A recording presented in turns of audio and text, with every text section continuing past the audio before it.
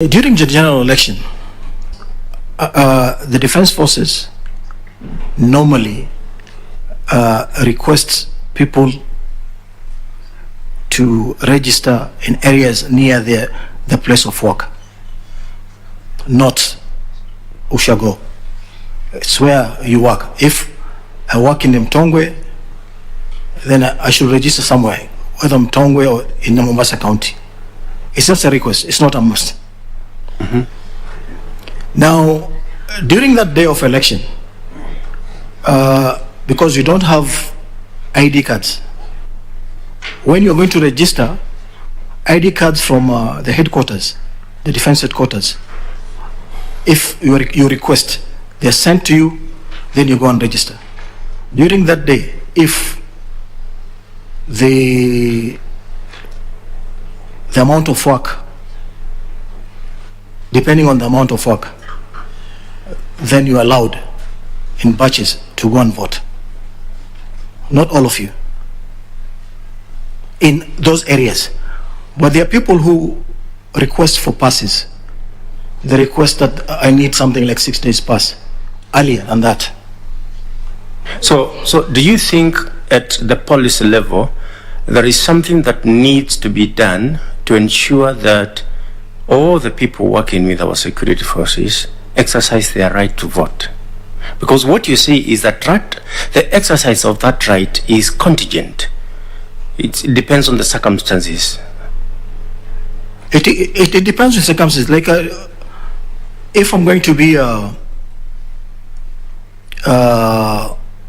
if I'll be an IEB commissioner, for example, and depending on the workload on that particular day, I may not have exercised my right to vote because I am registered in Mvita, and maybe I'll be working somewhere, or maybe an area where I'll be in charge. So do you think, for example, each military barracks should be made a polling station? It can, yes. It can.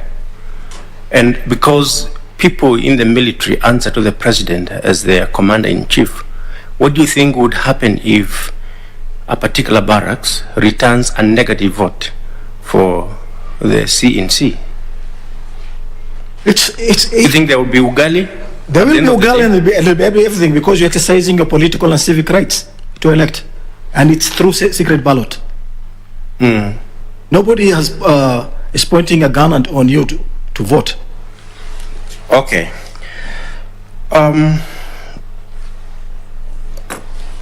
With your experience with the Navy, perhaps we can have a conversation on something that is more familiar with you. Sometime in 2016, I was fortunate to take a cruise in the Sea of Japan, and I had a chance to speak to the captain when we had a turbulence. And I asked him, which is the worst situation you ever found yourself in? He said, no, none. My training is to ensure that I don't take my passengers into bad sea situations. And he said, there is no bad weather, there is bad dressing. And in the same manner, there are no bad conditions at sea, there is bad seamanship. Now, in your view, do you think there are circumstances that would justify a bad election on the part of the Commission? Are there circumstances that could happen such that the Commission can say we are justified in conducting a bad election?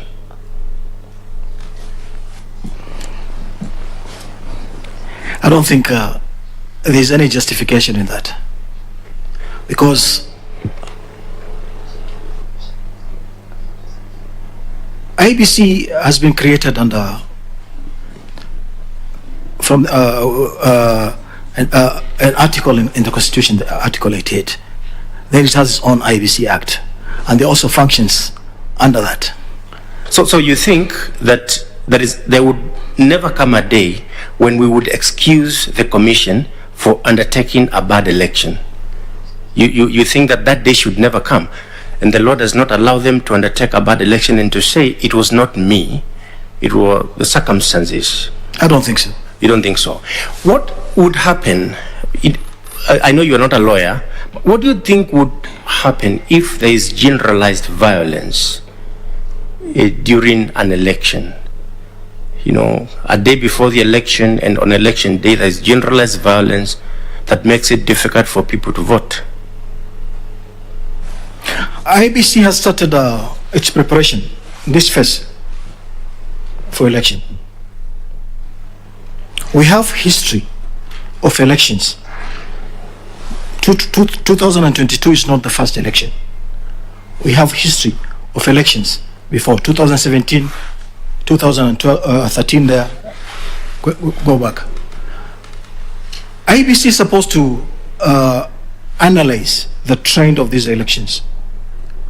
And prepare in advance. Yes. So I'm saying, suppose violence breaks out in a particular constituency and people cannot vote, people cannot get out of their houses, and there is suppression of majority of the voters or a sizable number of the voters. What would IEBC do? Can IEBC say, no, look, our election was bad just because people decided to fight? Does IEBC have any options in law? But as a military person, there are no wars which are fought because there's a conflict today and tomorrow we go on war. There must be preparation of actions which are there for you to know that there's going to be a war. So what I'm saying, Colonel, is that you have prepared. You are a commissioner. You've prepared. You have anticipated every contingency. On voting day, you get a report that in a particular constituency, skirmishes are broken out, people cannot vote, there is fighting, and you are a commissioner. What would you do? Well, we'll collaborate because IEBC does not have any policing or enforcement powers. They do, actually. They can actually postpone an election if circumstances demand. They don't have to carry out a bad election. But let's assume that, because in every election, at every polling station, there are police officers. Yes. Who are sent there. And they are armed. You know that? Yes. They don't actually carry, pistols. They carry the long one that requires somebody else to be around you or so. So they are visibly armed. Imagine a situation where an officer, in a hotly contested race, when people are on the queue, and an officer just fires in the air, indiscriminately, without any justification, and some of the people run away. And, there is a man who told me, if you hear the gunshot, just know you are not dead. So people run away and they don't vote. And then the outcome is that there is a very small margin. And somebody says, it's the police who caused this. If it is the police who caused disruption in a polling station, it is not IEBC, it is none of the candidates, whom would you blame in those circumstances? I mean, if I was aggrieved, whom do I proceed against? You can petition the court. IEBC says it was not me, it was the police. Yeah, but there are losers and winners. If you're a loser, you can petition the court that we need to redo this. Okay, just for information, every police officer designated to be at a polling station is immediately constituted an election official. They actually take instructions from IEBC. That's something you may need to note. Okay. Just one last question. In this room, you may be the only person who is acquainted with war. Our constitution says that the term of parliament may be extended and an election postponed accordingly if Kenya is at war. What is war? War is a conflict, of violent conflict at the highest level, whereby it constitutes various actions. A war inside that war, we say that wars are fought at theater levels. Then there are operations, major operations, engagements, whereby these are at the lower level engagements, maybe a small band of people fighting with a small band of people. So, because of our time, I'm asking the definition of war with respect to this article of the Constitution that allows postponement, extension of the term of Parliament if Kenya is at war.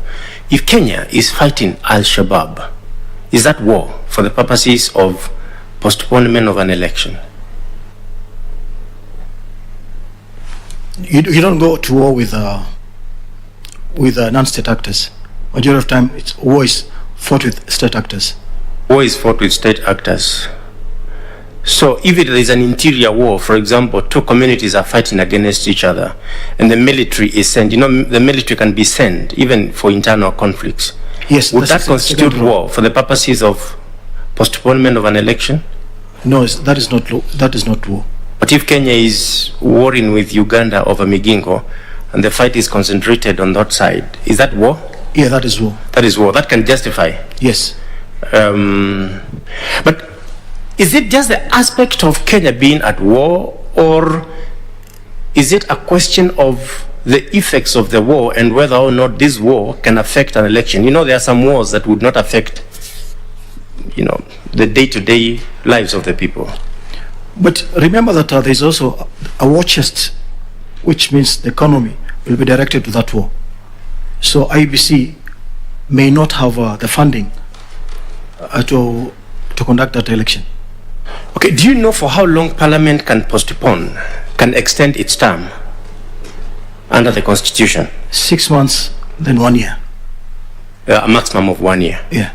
Thank you very much, Kano, and all the best. Thank you very much, Madam Chair. Thank you, Mr. Kimuli. I'll now request Dr. F.S. Abdallah to ask you a few questions. Thank you, Madam Chair. Colonel retired. Yes, sir. I would like to have a conversation rather than having questions. Right. Could you tell this panel when was your ROD? My ROD was on 2nd of June, 2021. And just last month only. Right. For the benefit of this panel and Kenyans at large, what does ROD stands for? It's the last day of your running out date. It's a running out date. It's the last day for you working. When do you normally know when is your ROD? In military.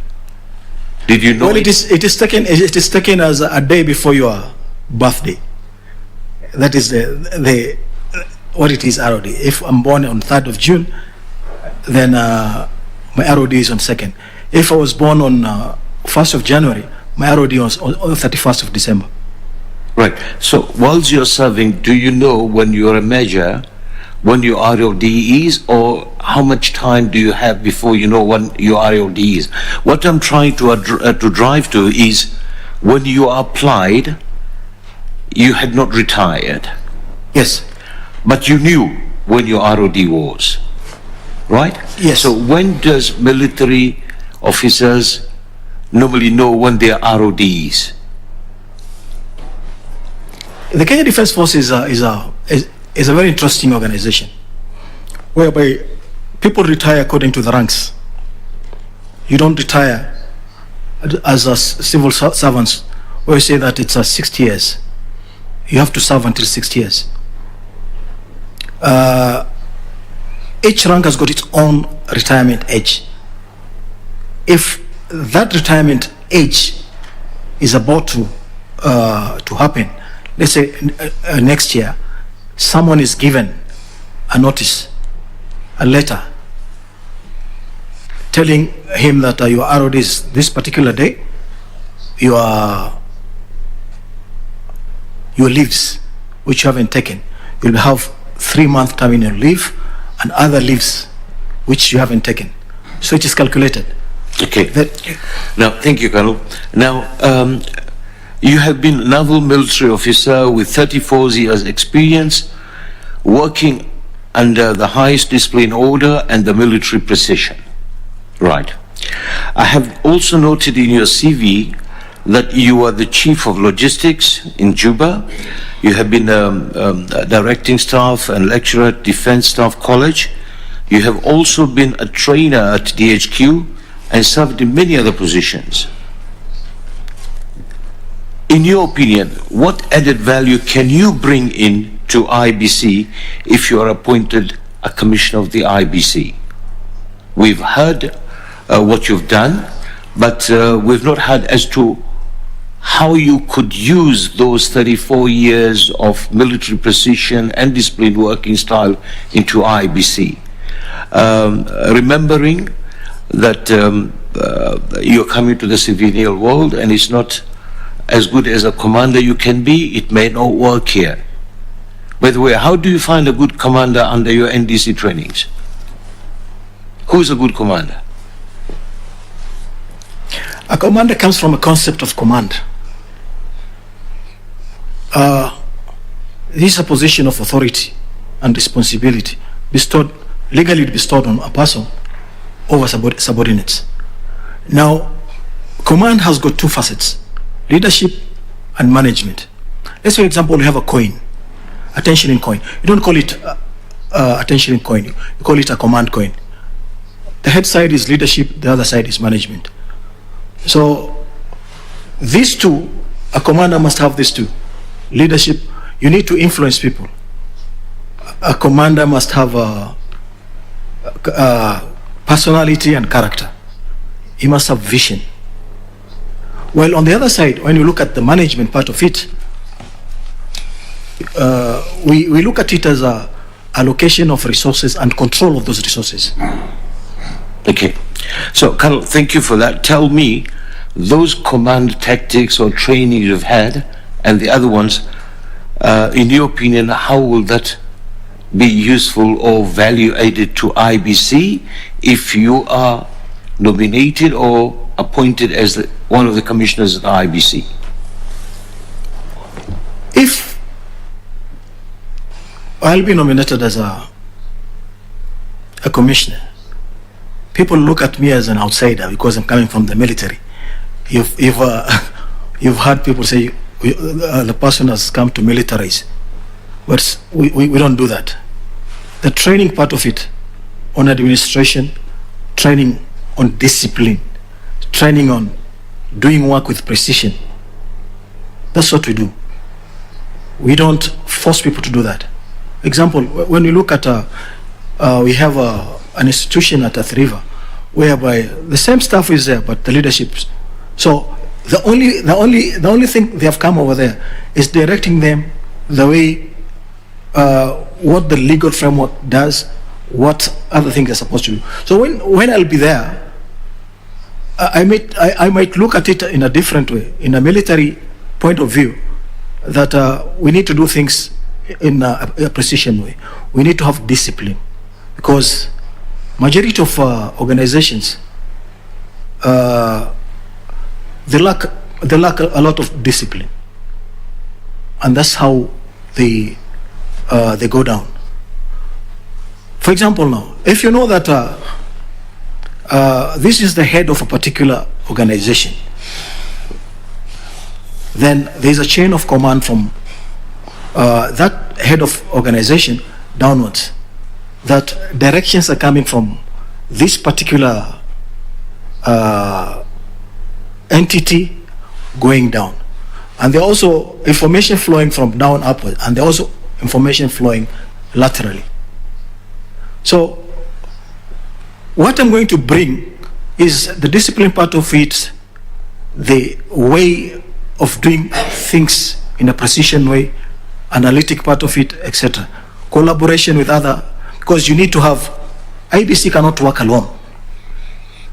It needs to have inter-commission collaboration and coordination. It needs inter-agencies collaboration and coordination early enough, not towards the election. Right. Thank you, Colonel. Of course, the militarization, we've heard it about NMS, we've heard it, the blue economy, that the country's been militarized. That, of course, I'm sure with what the outcome has been appreciated. The question is, yes, the notion is the military guys are hard to deal with, and they've got a set mind. So this is the question: are you able to adopt? And in the event you have differences with your other commissioners, what do we expect? Do we expect military tactics or compromising an approach? When you move out from the military, you need to be adaptable. Adaptable to the environment you're in, just like a chameleon. You need to learn other people. You need to, when you say that this is, I'm result oriented, what about the others? Are they result oriented? Can they work under pressure? You can work under pressure. Can they work under pressure? So there need be a dialogue, a kind of an understanding that we are working together. There need to have an esprit de corps, that we are working as a team. You're not working as enemies, that I'm from here or from there. So from what I hear, you are really psyched to have this change of attitude towards your positions. Yes, in fact, I stay outside with civilians. I don't stay inside the barracks all this time. Right. So in that case, can you tell us the job you're applying for at the IEBC, what are the functions of IEBC from your understanding? Article 88 and Article 89 talks of the responsibility of IEBC, whereby this is where the IEBC gets its mission.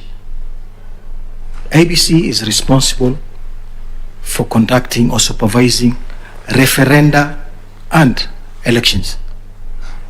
That's the most important part. True. The second one is continuous registration of voters, regular review of voters' roll. Then you have a delimitation of constituencies and wards. You have regulation of political parties' nomination process. You have a regulation of amount of money spent by candidates and political parties during election. Then you have registration of candidates during election. You have to develop code of conduct, facilitating observers, monitors and evaluators, have monitoring of compliance with the legislation, and all that. Right. You talked about the code of conduct, right, for the staff. The number one of the code of conduct for the staff is impartiality and independence of members, right? I'll read it for you. Every member and employee of the Commission shall impartially and independently perform the function of the Commission in good faith and without fear, favor, or prejudice, and without influence from A, any arm of the government, B, any state officer, C, any public officer, D, any political party, E, candidate participating in election, or any other authority or organization. The question is, being an ex-military officer, will it be possible for you to abide to these regulations? What I mean, the military precision and discipline has always and will always remain there. Do you feel, in the event that one of the senior officers asks you for a favor or for something, not, trying to misuse you, right? But a normal thing. What will be your reaction to this? In the military, we say that we follow lawful orders. So you follow what? We follow lawful orders. Lawful orders, right. If you follow any order, then you are liable for prosecution or even court-martial. Because we do have a KDF Act or the AFA Act, now it's changed to KDF Act. Now, and there are regulations, that is a legal framework which is there. Very well. Thank you. Thank you, Madam Chair. And all the best, Colonel. Thank you, sir. Thank you so much, Dr. Abdallah. I'll now request Mr. Gideon Solonka to ask you a few questions, Mr. Said. Thank you, Chair. Colonel, we have COVID-19 as the elephant in the room now. And against that backdrop, some countries have adopted special voting arrangements, which in fact has led to the enfranchisement of voters. A case in mind is South Korea. In their 2021 elections, they recorded the highest voter turnout in 3 decades. And some of the special arrangements included early voting, mobile voting, additional electoral days, opening of more voting centers, postal voting, and online voting. Now, if you become the IEBC commissioner and IEBC were to adopt such methodologies, what measures will you put in place to mitigate risks involved? Do you think those special arrangements can work in Kenya? Those arrangements at the moment, I don't think they are feasible in Kenya at the moment, but they can work. If whatever we have now have problems, we need to sort out this problem now instead of bringing more problems from outside. Because if there was a problem in transmission of results from the polling station to the headquarters, what if now someone is sending through the post office? How will you say that this is the person who voted, not another one? And the laws wants, at the moment, it wants you to produce an ID for you to be identified before you vote, plus the others, the BVR and etc. Now it cannot work, but later it might work when we have sorted what we have at the moment. We don't rush at things because other people are rushing. If you have a vehicle which is mechanical, or maybe with gears, then later on someone wants to bring a car which is automatic. Yes, you can bring that car with automatic gear, but do you have people who can maintain it? So, Colonel, if I'm getting you right, should the COVID situation get worse, and God forbid, you're saying that we should postpone our elections? I think IEBC has put some protocols now. I think I saw booklets concerning that. Last week or so, there was elections. There were elections, one in Juja, Muguga, and other areas, whereby people are following protocols. What were these protocols? Maybe you'll tell us, and tell us in your assessment if people were following them. They were not following. Were they following? No, they were not following. This so there was a risk of... this is a protocol over here. The chairperson is there, you are there. 1 meter away there is Dr. Abdallah. I'm more than 1 meter from Mr. Kimilu. There is hand sanitizer, etc. But with our elections and the way we do things, you know, when people go and queue, and you queue for a long time, you go over there at 6 o'clock, by 9 or 10 o'clock you're still there, you get tired, you tend to move forward. But that's how it is. So we cannot conduct safe elections during COVID-19. This is what you're saying? No, we will conduct. We will conduct. Okay. With protocols. We try to follow the protocols. Okay.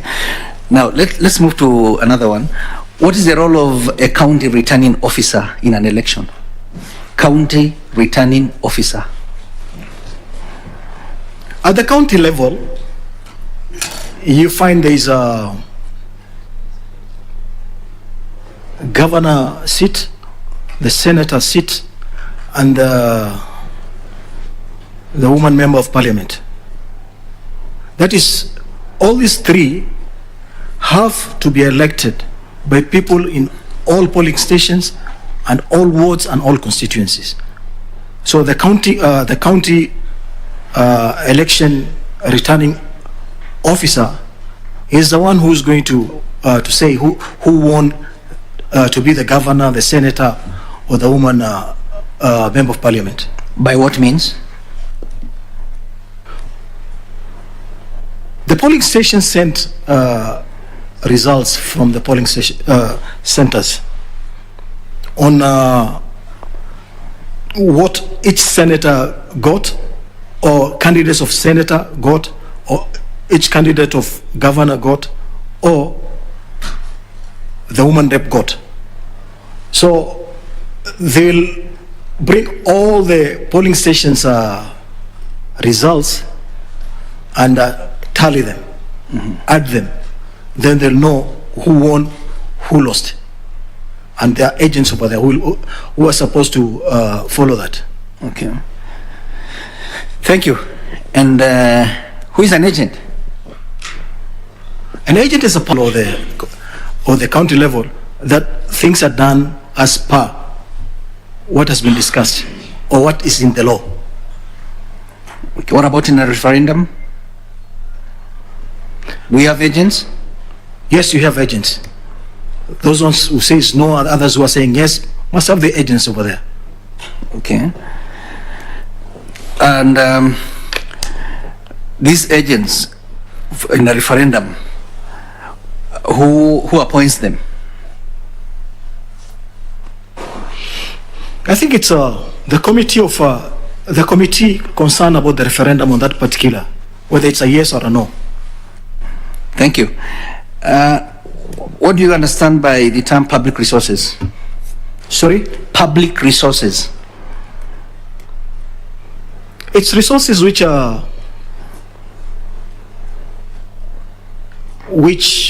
fall under the, what you call, government resources or the people's resources. Let's say public resources of Kenya. These are people resources because the money used for that, the money paying that person is from the public. So if it's someone, it's also a public resource. If it's an equipment, it's a public resource. Like what? Just give examples. Don't be too general. You can give us an example of what a public resource is. A public resource could be a vehicle, equipments like technology equipments, other transport, helicopters, aircrafts, etc. But a resource does not only, it doesn't, you don't look at resources as only equipments. Time is also a resource. That this a person who has come out from a government office has stolen time, which is supposed to commit that time doing his work at a government office or public office. So a resource could be time, it could be people, it could be equipments. That one is a new one. It's your new definition. It's not a new definition. When you analyze, we also analyze time also. Okay. What about election material? These are materials used during election. Example, Like, yes. ballot boxes, Yeah. ballot papers, forms used by the IEBC fellas. Even vehicles can also be election materials. Okay. What about information technology equipment? It is. Okay. It is in the general of equipments. I'm sorry for looking at equipment. So I'm not looking at the technologies. Okay. Thank you, Colonel Retired. Thank you, sir. I wish you all the best. Thank you, sir. Thank you. Thank you so much, Mr. Solonka. I'll now request Madam Elizabeth Mayo to ask you a few questions. Thank you, Chair. How are you, Mr. Said? Thank you, ma'am. How are you doing, sir? How should I address you? Just Mr. or address me as Said. Said, eh? Okay, thanks. So, Said, I want to refer you to the case study you actually undertook on 30th of June. You are in this room. You remember? Yes, yeah. Okay. So, on voter education, you rightfully identified that there was inadequate voter education, and you gave various proposals, solutions to the challenges, how you feel voter education can be fixed. So one of the challenges with the proposals, you said that the commission to be presented with timelines, then there should be strategies given to the commission, then the budget for the voter education should also be provided, and the commission should have authorized the strategies before they are implemented, and there should be a surcharge to the contractor if the person contracted to carry out voter education, if it was inadequately done. You gave that as your proposal. So if you are appointed as commissioner, kindly tell this panel how you will implement these proposals. They are your proposals to the challenge which was cited in the case study. So how will you implement them? Because we want practical aspects of what somebody can do to improve on the processes.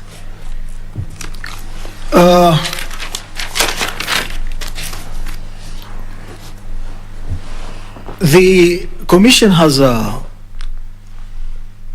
5 years. It's a cycle of 5 years. And they know that there's the 3 phases. During the pre-election phase, they have time. The commission, it's unfortunate that even voter education is only done prior to elections. I don't think there's any place which says that voter education cannot be done after election. In your response, you said the commission should be presented with timelines. Who should present the commission with timelines, and what timelines were you looking at? What I meant over there is the commissions will have a timeline to do that. Okay. A timeline for the voter education.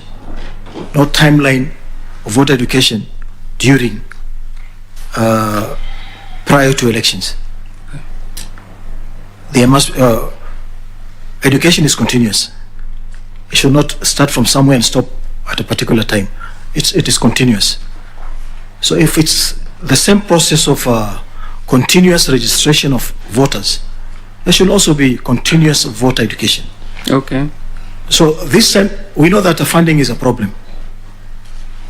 So they must have those timelines. Like they say that you should not have that 1 week of informing or educating people, maybe last month only.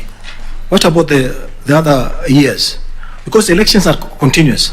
There are people who vacate offices because of death or because of courts and all that. So this vote is supposed to be educated. So there must be those timelines the IEBC is supposed to have, not timelines only prior to election. That's what I meant. Okay, thank you.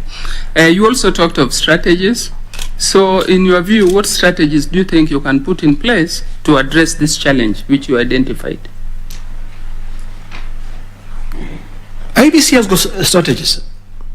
They have those seminars, workshops, strategies like education starting with secondary schools, etc. These are part of the strategy so that that young man or young woman who comes from school do understand. Because if that young man or young woman is taught about family, he or she is taught about rights, why can't he or she also be taught about his or her rights on election? Okay. And the rights of electing a good leader. Ili tunasema kiongozi bora sio bora kiongozi. So this one has to be taught during that time. Okay, thank you, Mr. Said. You also talked of surcharge. So for surcharge, it means that if the work was not done as per your expectation, I'm right? Yes. Yes. What will you put in place to ensure that the strategies which you developed and should be implemented are implemented according to your plan? Such that if you are surcharging this contractor, you are telling the contractor, yes, in Isiolo, you did a shoddy job. So what will you put in place? Well, first of all, you need to investigate, because this is a report from external actors, which was brought in for you to understand. And I said that you need to do your own analysis internally. And in your analysis, there are so many factors which you look into. You look, when you investigate, because when this contractor comes over there, it means he has to sign somewhere what he or she is supposed, or that company is supposed to do. If that company does not do, there must be a clause somewhere there that either he or she repeats, or you're not going to pay everything. If normally you only pay, maybe depending, you're not going to pay the full amount of money to that contractor. So there could be a request that that contractor redo it if there is a time for voter education. Mr. Salim, remember, when you are paying this contractor, you'll be using taxpayers' money. Yeah?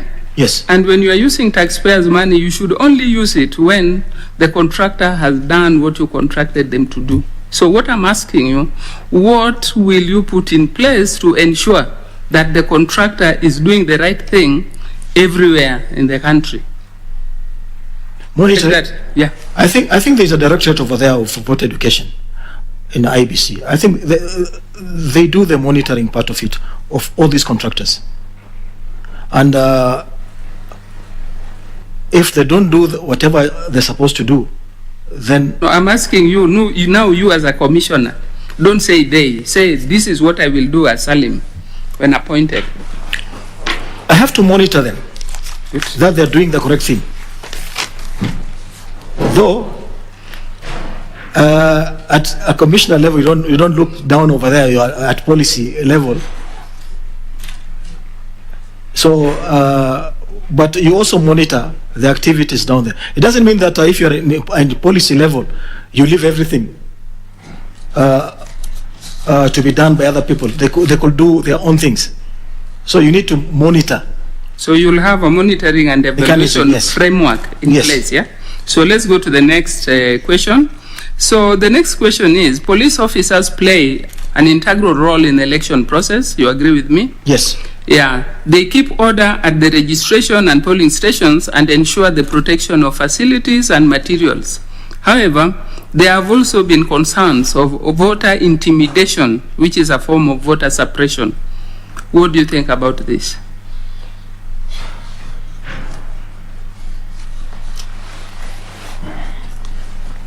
Voter suppression by the police officers. Voter intimidation. Suppression by the police officers. Yeah.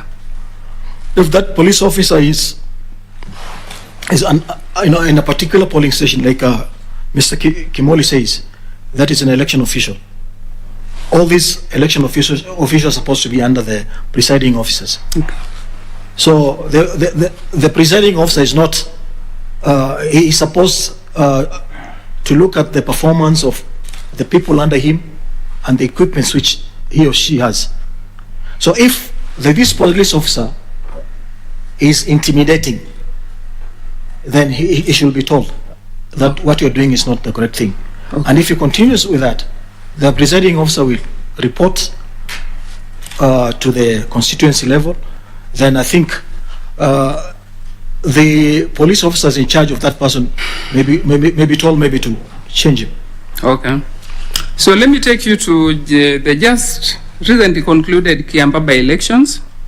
It was reported by the media that there were allegations by a political party that chiefs and other government administration officers were present at polling stations. Should they be present at polling stations? And what do you think about that?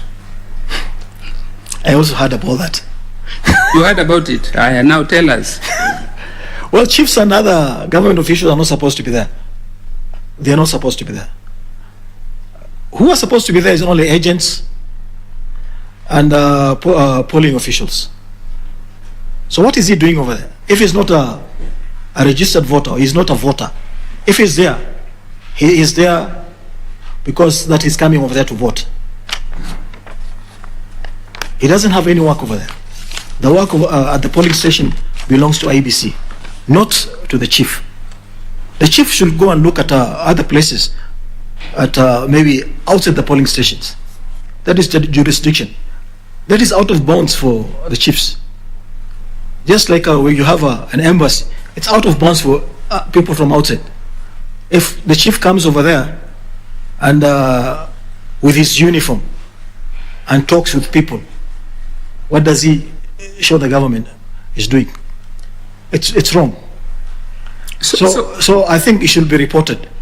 Okay. To his senior. It was reported To his senior. Okay. Yeah. So Mr. Salim. Even IEBC can also enforce that. Thank you. Yeah. Yeah, you just told us when you were answering Mr. Solonka that as state officer, the people can also be state resources. Yes. Yeah. So, from what I've just told you, and you also heard from the media, the presence of the assistant chiefs and the chiefs at the polling station, can you take it that state resources were used during the polling? But it all depends. Was he sent over there by the government, or did he send himself over there? Yeah, we want you to tell us. Because the chief is bringing two scenarios. He has come over there as a chief of that particular area, and he sees that his favorite candidate is maybe losing. Now he wants to influence the voters. Otherwise, maybe he saw that maybe the other opposition candidate was gaining from the voters, or he would have been sent. But why should he be sent in a particular place like that, where there is media? Because that is a media is the one which broadcasted it to other people. Even me, I heard about it. So you are also wondering why they were there, yeah? Yes. Okay, so let's move to the next one. You have gotten your answer. The Ministry of Interior and Coordination of National Government is a key stakeholder to the IEBC, especially in terms of looking at security risks. Yeah? How would you ensure that you have a smooth working relationship with this arm of the government? Good morning and welcome to KBC Newscheck, and as you can see on your screen, the interviews, the IEBC commissioners interviews are currently underway, and thanks for joining us. My name is Ben Troy Njue, and Susan Thuku will be our sign language and is still our sign language interpreter for this exercise. And of course, the Elizabeth Muli-led commission is tasked with looking for 4 commissioners, and the interviews are in their last week. Of course, they were supposed to end tomorrow, but due to yesterday's Eid al-Adha, they will be concluded on Friday. And here we'll be trying to put into focus, or trying to break down some of the things that have come up when it comes to the IEBC interviews. Kindly be part of this conversation at KBC Channel 1 at Ben Troy Njue. Of course, we are also live on all our social media platform. Of course, your questions, suggestions, or even where you're watching us from are highly welcome. Well, without further ado, let me welcome my guest today. His name is Churchill Saoke, who happens to be a leadership and governance expert and also a lecturer at the Jomo Kenyatta University of Agriculture and Technology. Churchill, It's been a while, but it's good to have you back. Thank you so much. Yes. It's really nice, and it's great to be here in such a revamped KBC. Thank you, thank you. Well, you also have been following on the IEBC, and of course we had the by-elections that we had, but trying to put some things to focus. Some of the things that have been brought up by these guys can be, in my words and in my view, can be used to make IEBC even far much better. We had Said Hamed Said, who is currently on the bench. They have brought about the issue of counterproductivity when it comes to IEBC. Why is that? They're talking about we are always bashing IEBC. There is no one time that you will give credit where it's due, and of course that erodes the confidence that Kenyans have when it comes to IEBC. Well, that is expected, and I think that it is important to admit that in any political process, the politics is about winning public opinion, and the politicians are good at winning public opinion. So it is therefore incumbent of institutions like the Independent Electoral and Boundary Commission to always ensure that whatever they do is perfect beyond, in terms of evidence-based perfection. Because you see, the politicians will make noise to influence public and sway public perception. But sometimes whatever they say are never factual. They are never evidence-based.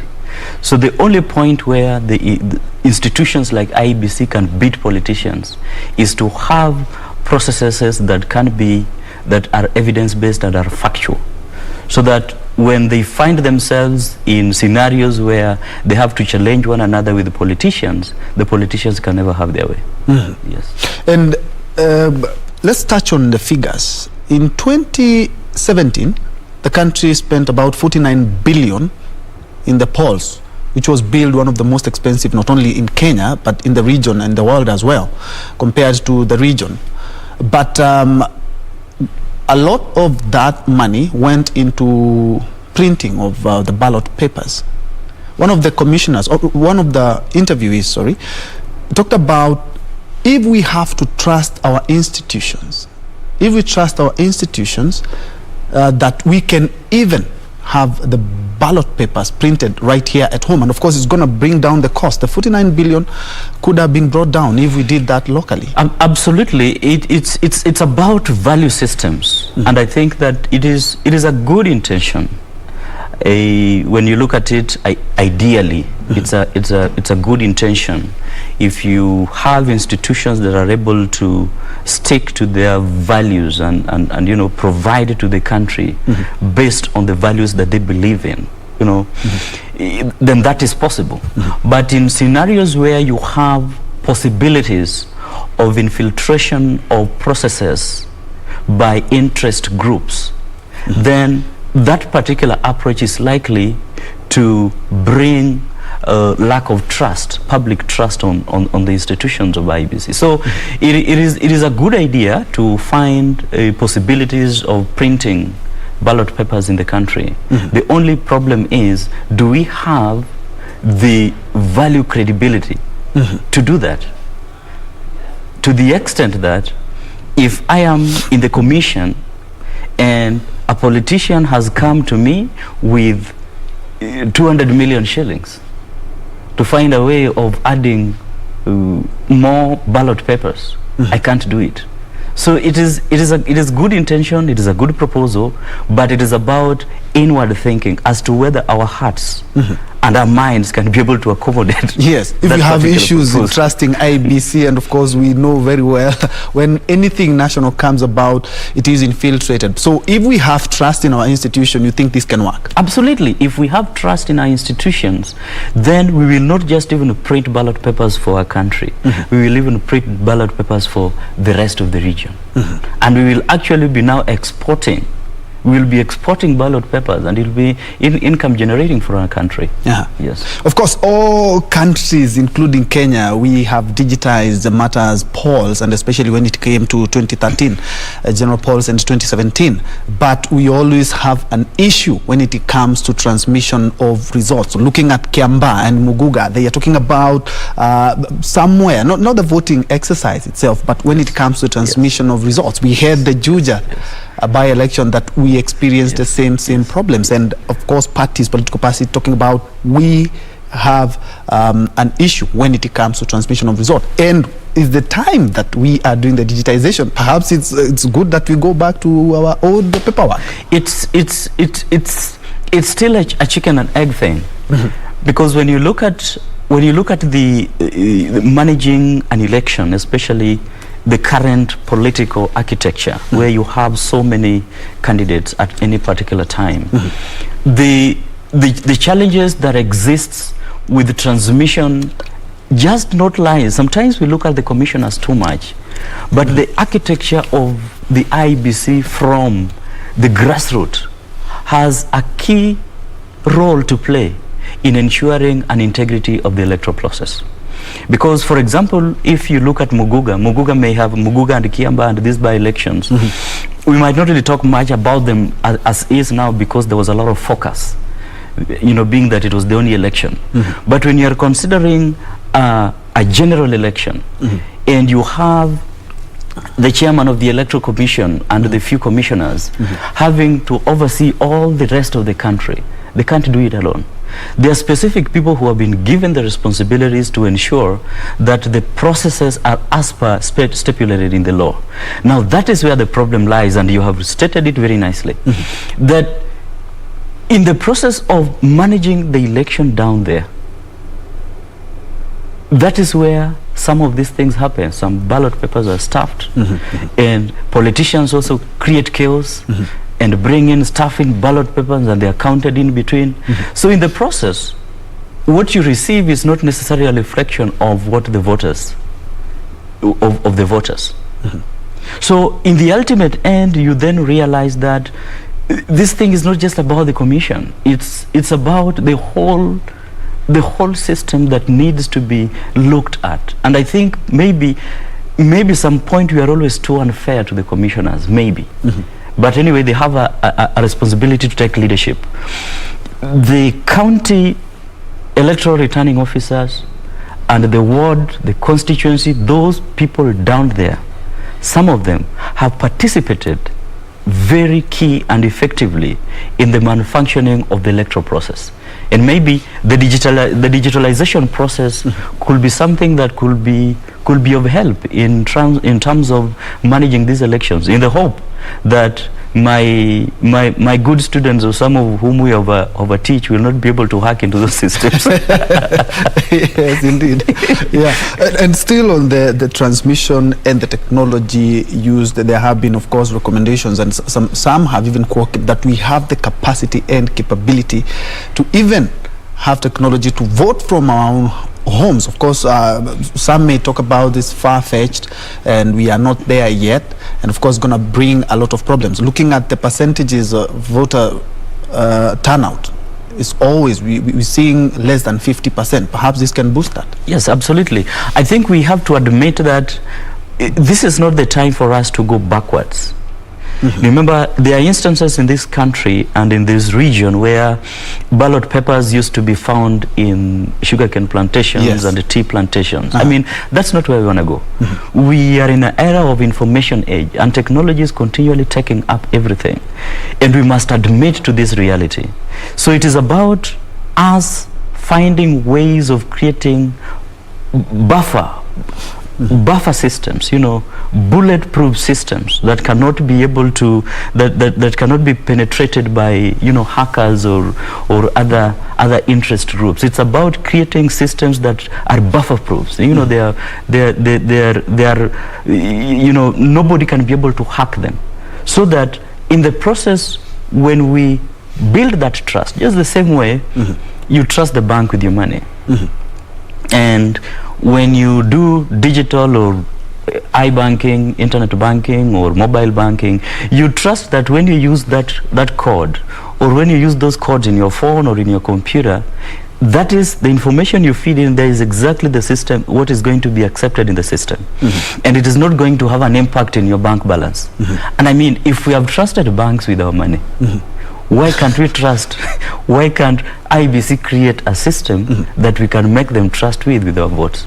And talking about trust, looking at the timelines that IEBC of late has been exhibiting, looking at even the Juja, I'm just making references because these are the latest by-elections that IEBC has carried out, and even the Muguga and the Kiamba.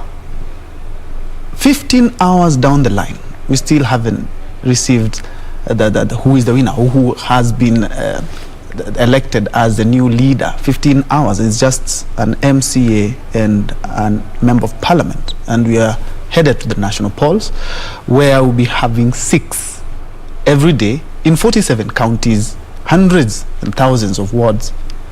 Don't you think that will exhibit a problem?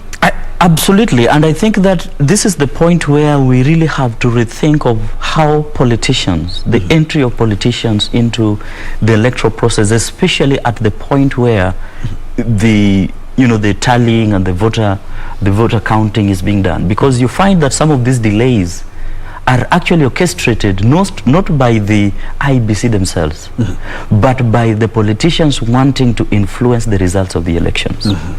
There are instances where you have had politicians storming polling stations, yes, tallying centers, so that they ensure that their persons win. And in the long run, you create confusion in the electoral process. The bad news is that when such a thing succeeds, the people who end up getting the stones are being thrown more at the IEBC. Yet in real sense, the politicians have got a huge responsibility in ensuring that elections are manned well and the right persons are declared winners. Yes. And something that you had mentioned earlier when it comes to making sure that everything IEBC announces is airtight and of course cannot be tampered with. But looking at a couple of days ago, we had a young man who was arrested, and incidentally he was able to hack into the IEBC servers and was able to collect a lot of data for so many people in a constituency.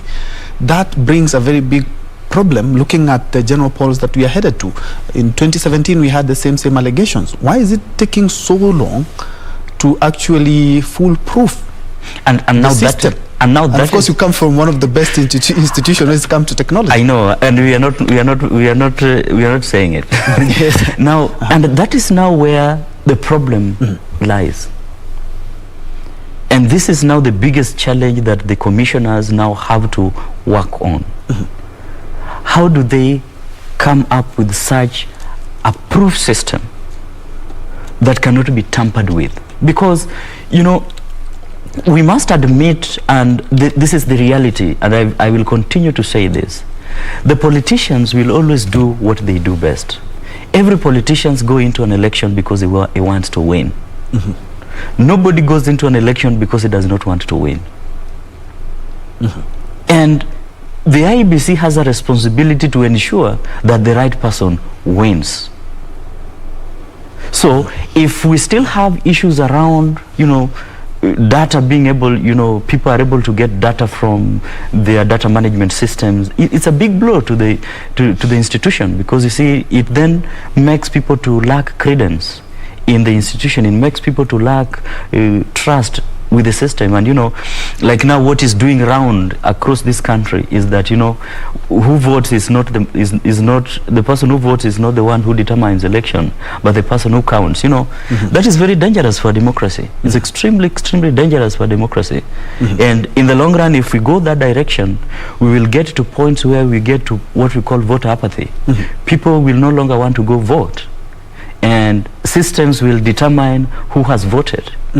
Then as time continues, we get to what is called a closed system, where the democratic space continues to close up, and the gains and the freedoms of people that people have earned for many years of determining their leaders will be grasped and taken up by a specific few or systems or bureaucrats, and then you cannot be able to determine who becomes your leader.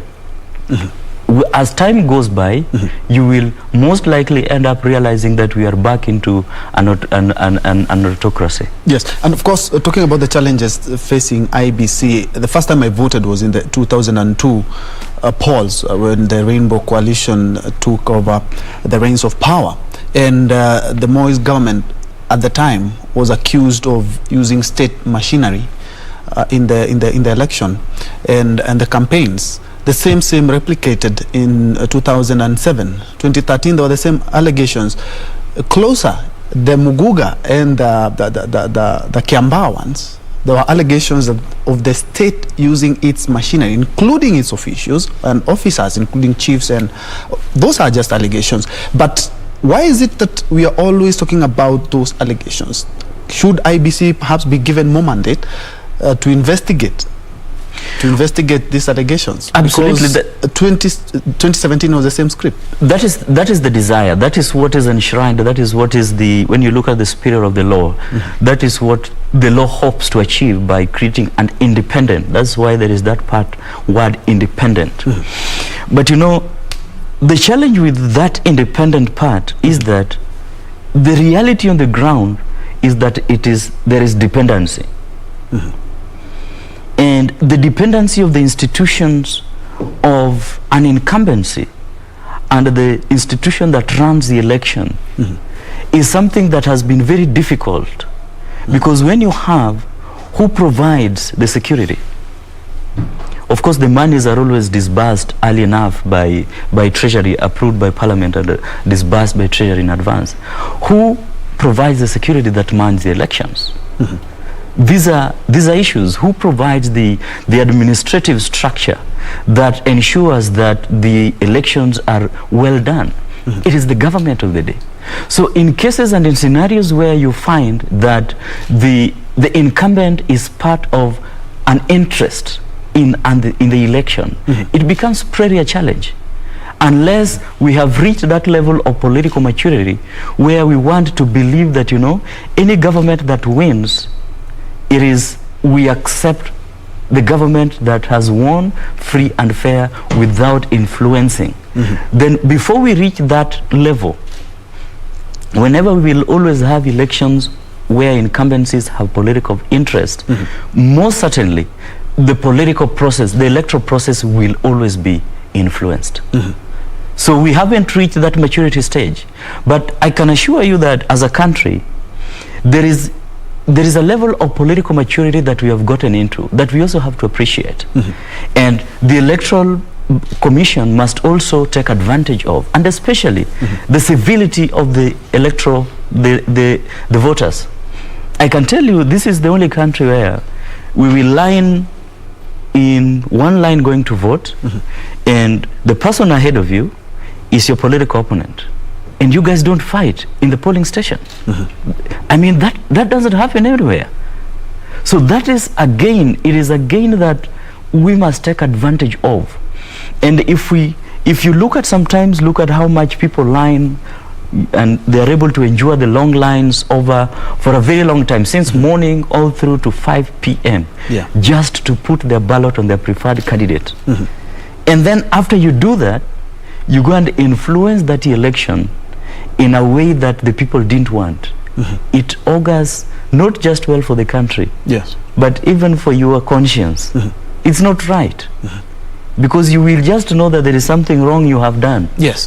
And you will know that you are doing something wrong for your country. So I think we have to admit that those issues of duplicity in terms of bringing, the government of the day influencing the electoral process by bringing in chiefs, bringing in the national government administrator, those things happen. And now the county governments are now here. They also have their officials. They're also likely to bring in their people. like it happened in is it in Mumias or somewhere, Yeah. where the county officials they came in and they wanted to influence the election.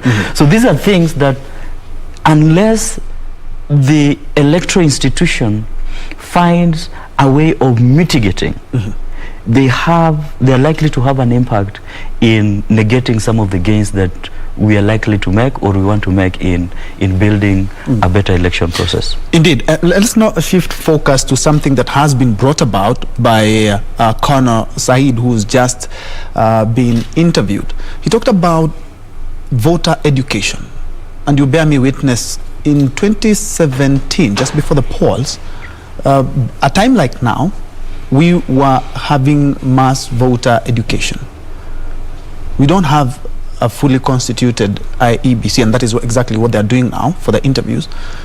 Are we quite late? Are we always time bad when it comes to matters polls? Because we're supposed to have constituted a commission by now. We're supposed to have had voter registration and education, but we haven't done that yet.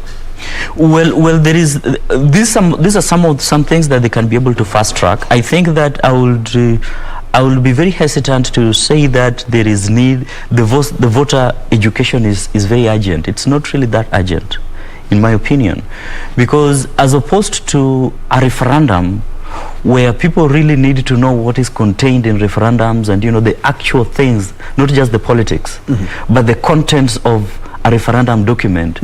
In an electoral process where you have a general election, you will most likely find that the politicians do the voter education in some way, because when Saoke is campaigning for presidency, I mean, I will have to make Saoke name so big that you don't need voter education to tell a common voter that Saoke is going for presidency. No, but what the institution needs to focus on now very urgently is on the system. The system that will bring free, fair and verifiable election. Remember, what the court flouted them on in the last general election was not really the free and fair. It was the verifiable part. They were not able to verify what they did, what they presented. So they need to have a system that will bring a free, fair and verifiable election.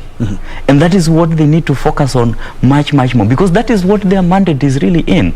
The questions around voter education, these are things that are secondary. They can do it maybe with the civil society organizations, and they work with the civil society organizations. Unfortunately, they are not even doing that as we speak. Well, maybe they're waiting for the commissioners, but that is something they can fast track. That is something that they can fast track. But the system is extremely urgent, because if they don't have a good system, then even if the voters are well educated, we are likely to go back.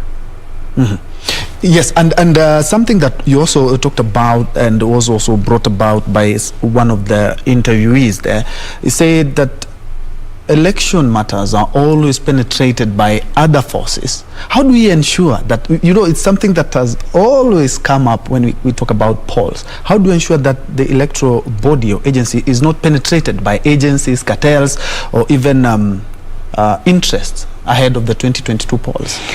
I think perhaps maybe there is need to look at it's something that needs a lot of deeper and critical thinking. But I think maybe some of the interventions that could be used is to find some legal mechanisms of constraining the number of people at any given time who can be within the polling center at the point of the voter tallying, and how to ensure that maybe politicians, because the idea is that you'll find that there are some parts of the country where maybe because of the nature of a candidate's capacity, they cannot bring their agents. So those areas that are not well manned, then the people who have manned who have their agents well represented there are likely to influence the election there. So perhaps maybe it is time the commission could think of ensuring that in every polling station it becomes mandatory that agents must be there under a specific number, and there have to be codes of conduct of how these people should engage themselves. Politicians should not be allowed inside there, and if they are allowed, if they force themselves in, it becomes a matter of law. So I think it becomes a criminal offense. If we are able to find legal ways of curtailing some of these and some of these behaviors, then maybe we can bring some discipline in the process of the counting of the votes, because that is where the problem lies, and that is where the politicians take advantage of. And you know, this tallying process and this counting, remember, it happens in the centers. So if it happens in the centers, then it means that for you, therefore, to vie, or if you're vying for presidency, or you're vying for governor, or you're vying for senator, you must ensure that your agents are everywhere. I can tell you for free that there are polling centers in this country where ballot papers, the normal ballot papers, not the extraordinary ones, the genuine ballot papers, are actually ticked by those who man the elections, the IEBC officials themselves. So they go into a station and they find, you know, Ben, he was a candidate here, but he has very weak representation here. So they look at the opponent, and the opponent has very strong representation, and they're able to give some money. So it's trade-off. Give us the money, we do the ticking. So we will tick and add about 300 votes in one polling station. The same thing happens in another one. Yes. So in the long run, you see in a constituency, you might find that someone has gotten an additional 3,000 votes, and 3,000 votes in a constituency is huge. Yes, yes. So you actually realize that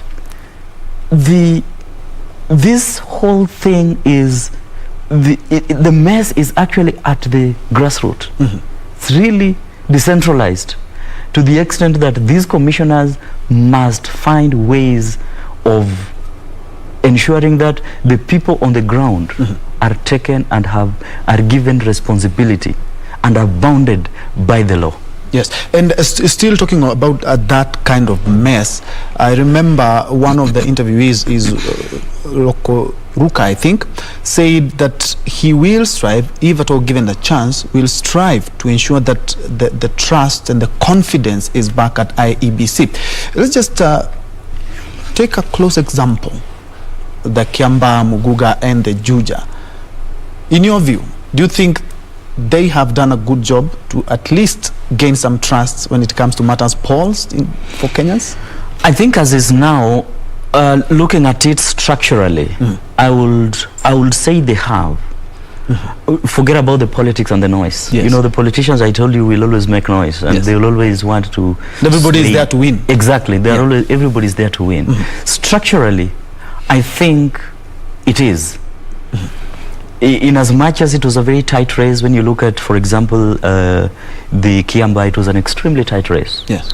And as is now, we don't have evidence to justify and prove that there were some irregularities in the process. But if that comes, then we can state it as it is now. Structurally, we can say that, you know, they did it well, and it was well manned, and of course the politicians will make their noise, and it's expected, and so I think that they did well. But it is they should not stop there, because you see, this was just a small election. It is much easier to man a small election, and you know, I can tell you that IEBC had no option but to ensure that the process is, and I would be surprised that those results are the true results of what was in the of the voters. Maybe, unless if there were some votes that were ticked by the returning officers at the polling centers, you know, those ones are difficult to they're difficult for the chairman of the IEBC to know until, or even to bring out. But they should not keep their guard, because they still have a big work. They still have a big responsibility in the general election. And I can tell you, and I still insist, and I still stress and emphasize that the problem is in the grassroots. That is where the commissioners must focus on. That is where the politicians are finding entry. The politicians, and I can tell you, the politicians will not even have interest with like in Kiamba. The politicians will not have interest with the constituency returning officer. Yes. They won't, because all the media is there. They will have interest in the person in charge of the polling station. Decentralize and put their monies in the different polling stations. That is how they win the elections. And ensure that some of the votes that have not been, they tick them, and these things happen. And of course, in an election, there has to be a winner and a loser. And if you are aggrieved, you can move to court. And looking at our courts, to be very honest, they are overwhelmed. And when it comes to election matters, I've covered so many petitions at the court.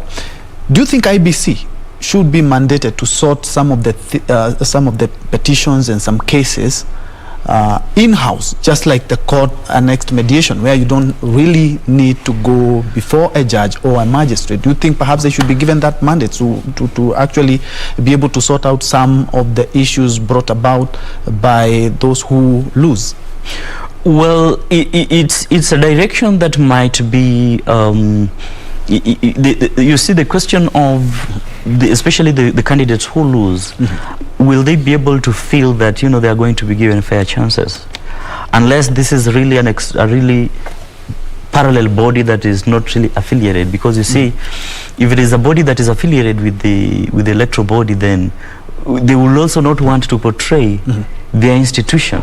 The reason why I'm saying this is because looking at the Muguga one, the UDA candidate has said that going to court, these are just 17 votes. They say that 2 or 3 polling stations perhaps had an issue. This is something that IEBC can sort out, as opposed to them heading to the court. Yeah, perhaps maybe it could be something they could look at. They could be something that they could look at, and I think maybe they could give a threshold.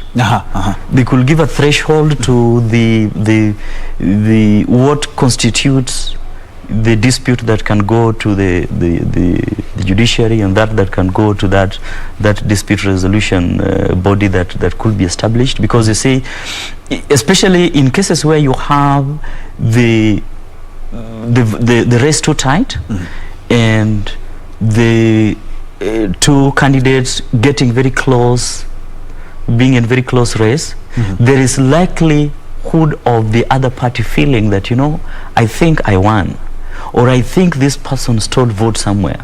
So it is important. So could we go into a dispute so that we look at these things again and look at the votes again? So there is always that urge, and perhaps maybe it could be something they could look at, in the hope that it will be fair now. Yeah, something else that of course doesn't touch on IEBC, and of course we're going to touch some politics when we come back.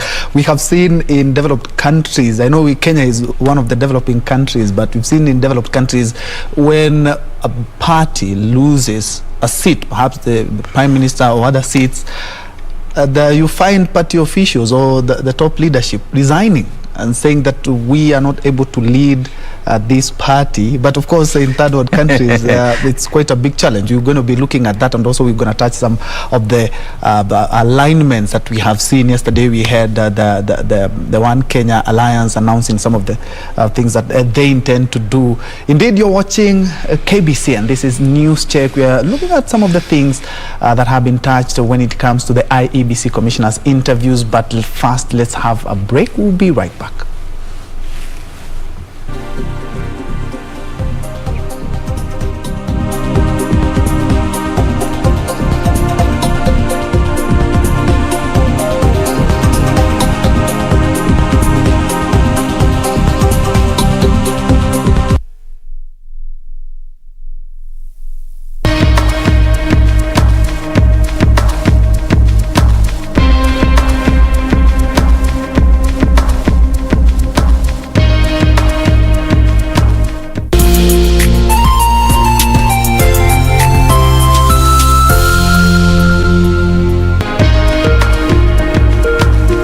Be sure, check out for a KDIC sticker in your banking hall.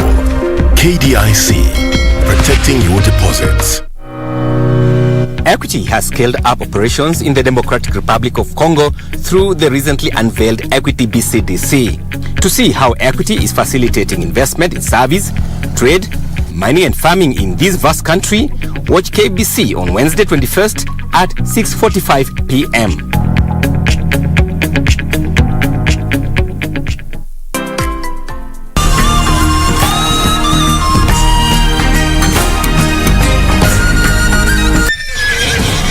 On this week's episode of Zurura, we head to Kenya's backyard to visit our very own Wild West. Then it's off to visit one of East Africa's most beautiful tribes who show us a thing or two about looking good. Then buckle up, lean back and get yourself ready to be whisked across one of the best viewpoints Kenya has to offer. That's all coming right up on Zurura, Find Your Adventure, only on KBC.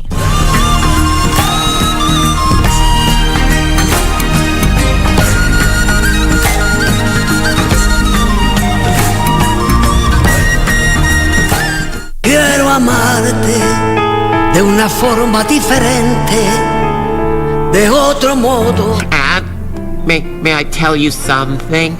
Oh, only if you don't tell anyone. I won't tell anybody. It's a secret. No, what you are telling me is a very serious accusation. I know, but Eloisa and I firmly believe that it is true. Now Dad will know that you aren't joking. Of course I'm not joking. I can't fool around now that there is so much at stake. I have to be firm so that Mauro knows how far I can go. De una forma diferente, de otro modo, nunca igual al de otra gente. Heart in your mind, I'm telling you it's time to realize that your love is real.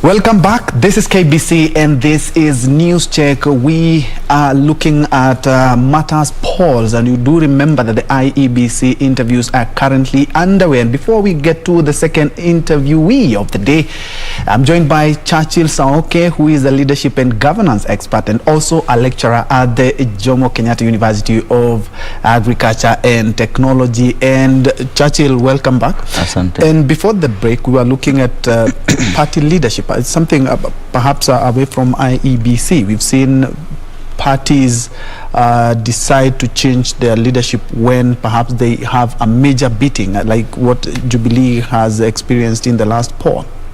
But when we come to third world countries, we just cling on to power. We don't even re-strategize. Don't you think, is this the right time for parties to re-strategize based on what we've seen in the last couple of months?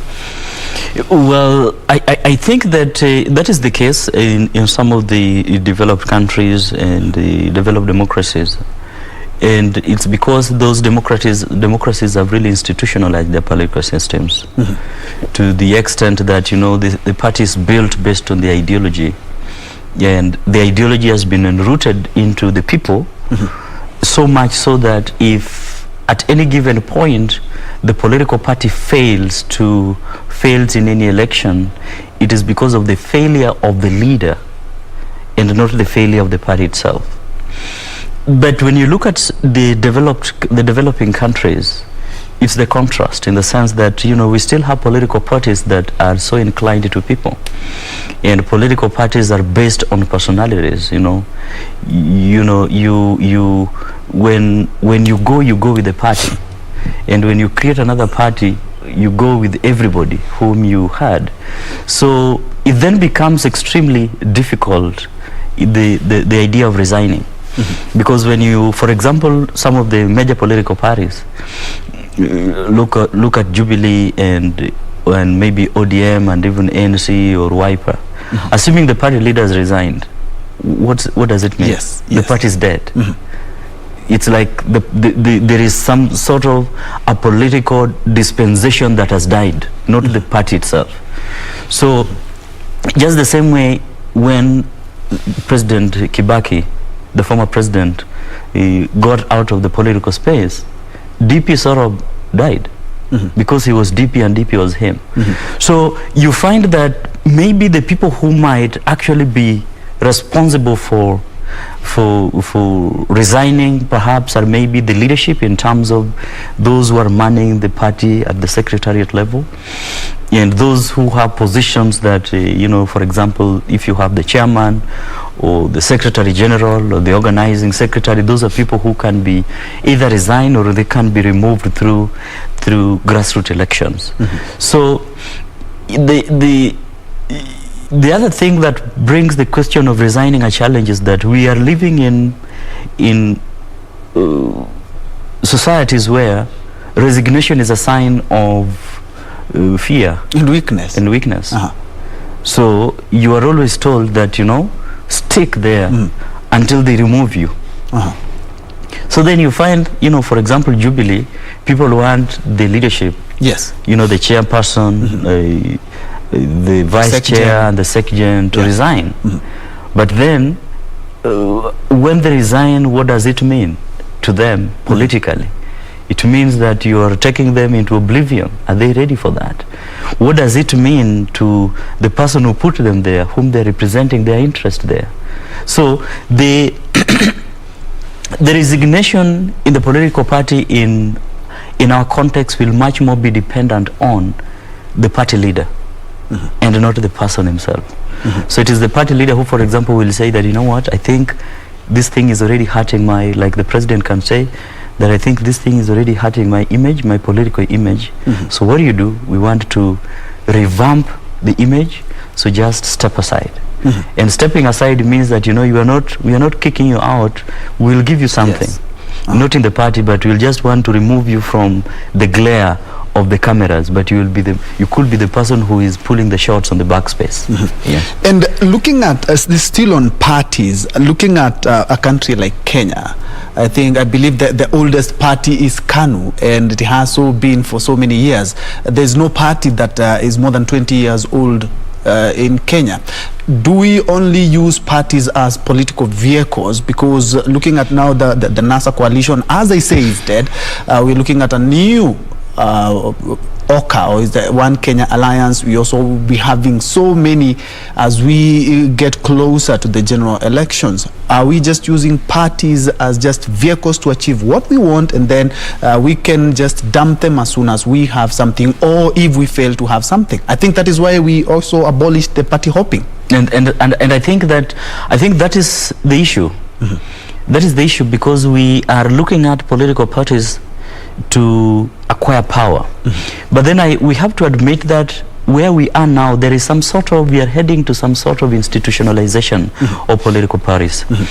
And we have to admit that the office of the Registrar of Political Parties have really tried to regulate party hopping, that is one, registration of new parties, that is two, and trying to reduce the number of parties so that you are able to, if you don't like the parties that exist, you can go into the politics as an independent candidate.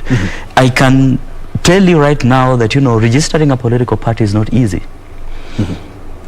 It used to be easy before, but the laws, you know, the registrar of political parties brought in laws that have really made it extremely difficult. It's a two-stage process that by the time you finished, you have not just used a lot of money, but you have also spent a lot of time. So this somehow has also helped to institutionalize some of these, the political parties, to ensure that we reduce them and try to anchor our ideologies around the existing ones. And avoid this business of, just creating political parties at any given time, especially towards the election, for purposes of the election, and then you drop it off. Yeah, and we've talked about mistrust when it comes to IEBC. We're also witnessing mistrust when it comes to political parties. And why am I saying this? Is because you do remember ANC and other parties, they talked about the share from the national government. NASA, you are supposed to share this, you're supposed to get some money, and you are shortchanged. There's a lot of mistrust. But before then, actually, let's first of all head over to an Editors Guild meeting that is currently underway right here in the capital, Nairobi. He set very high standards, professional standards. He practiced during very trying and difficult period when journalism in Kenya was like a criminal activity. Hillary was fearless and focused on serving the country. In order for us to keep the spirit of Hillary alive, we must all dedicate ourselves to protecting our media freedom, whatever it will cost. The documentary, The Making of a Nation, were well researched, the scripts were rich, and the voicing was A1. The video that we watched on Hillary, he talked about the challenges they faced, resources, staff. Those challenges are still with us in our media houses. Especially now, many media houses are still suffering. Let us all give young people an opportunity. In our media houses, many of us are still holding quality knowledge that we are not transferring to young people. I'm happy KEG has started an award for Hillary, and we should dedicate more awards to journalists who are leaving the media space today. Hillary was a rare breed of journalist who perfected broadcasting and print journalism. It is rare to get such kind of breed in journalism. What we say, may his spirit live forever and ever. Thank you.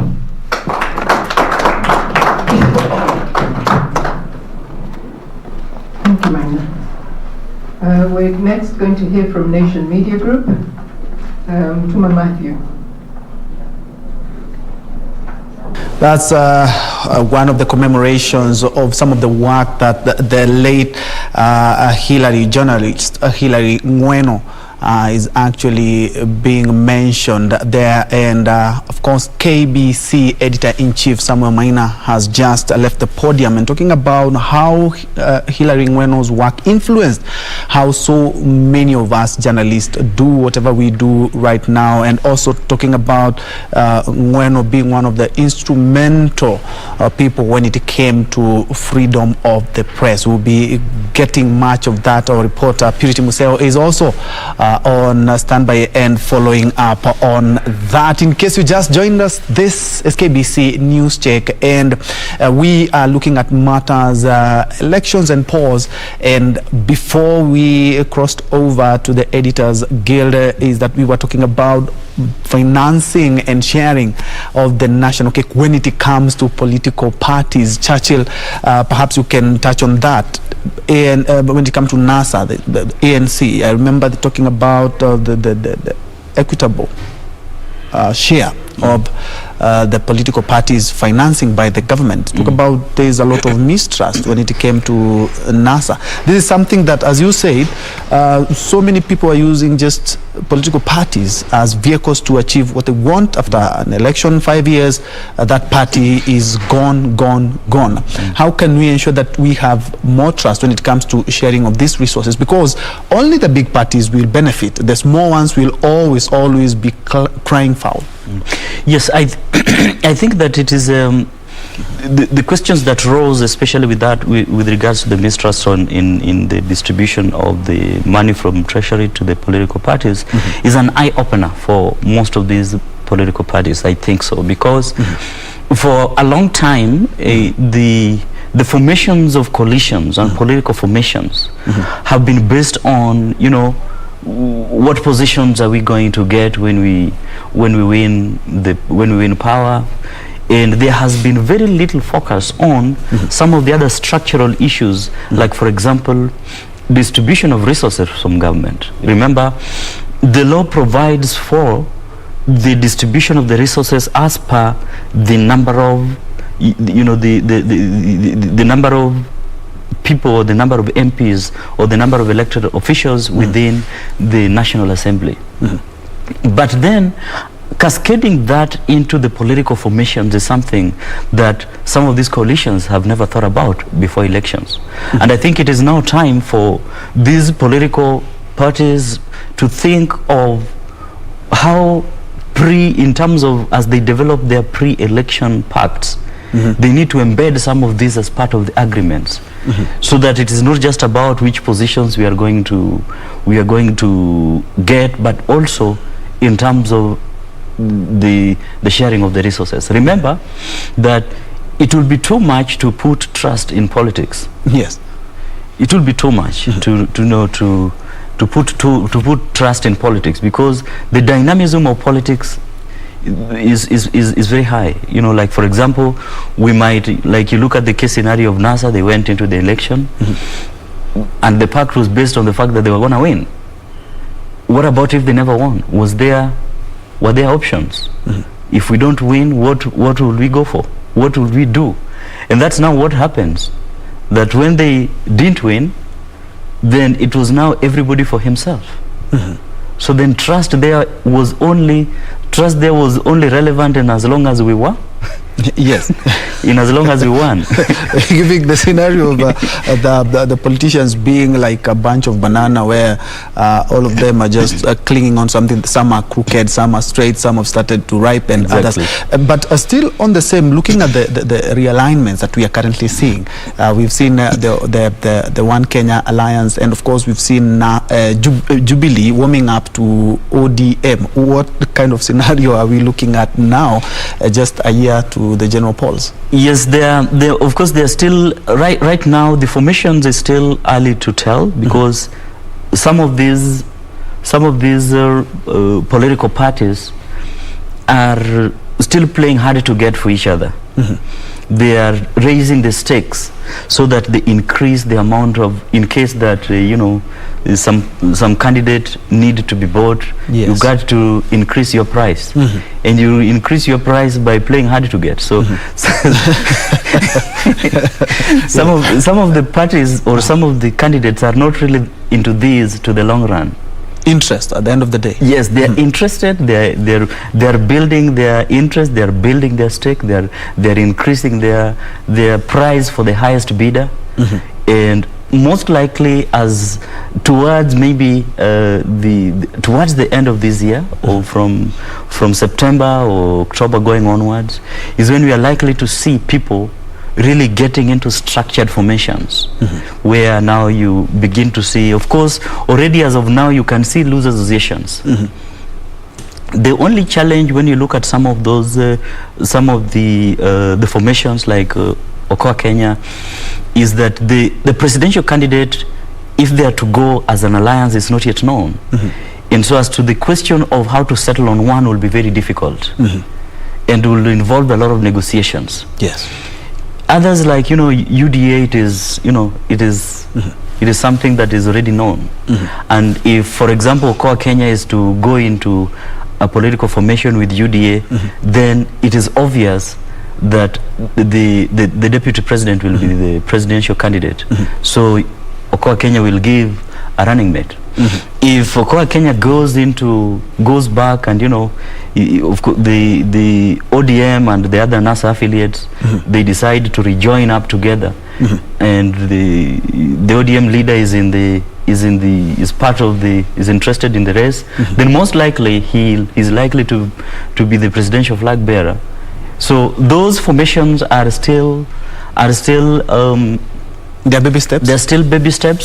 The key thing now to look at is the entry in the Mount Kenya region. I think there is a lot of interest there. Yes.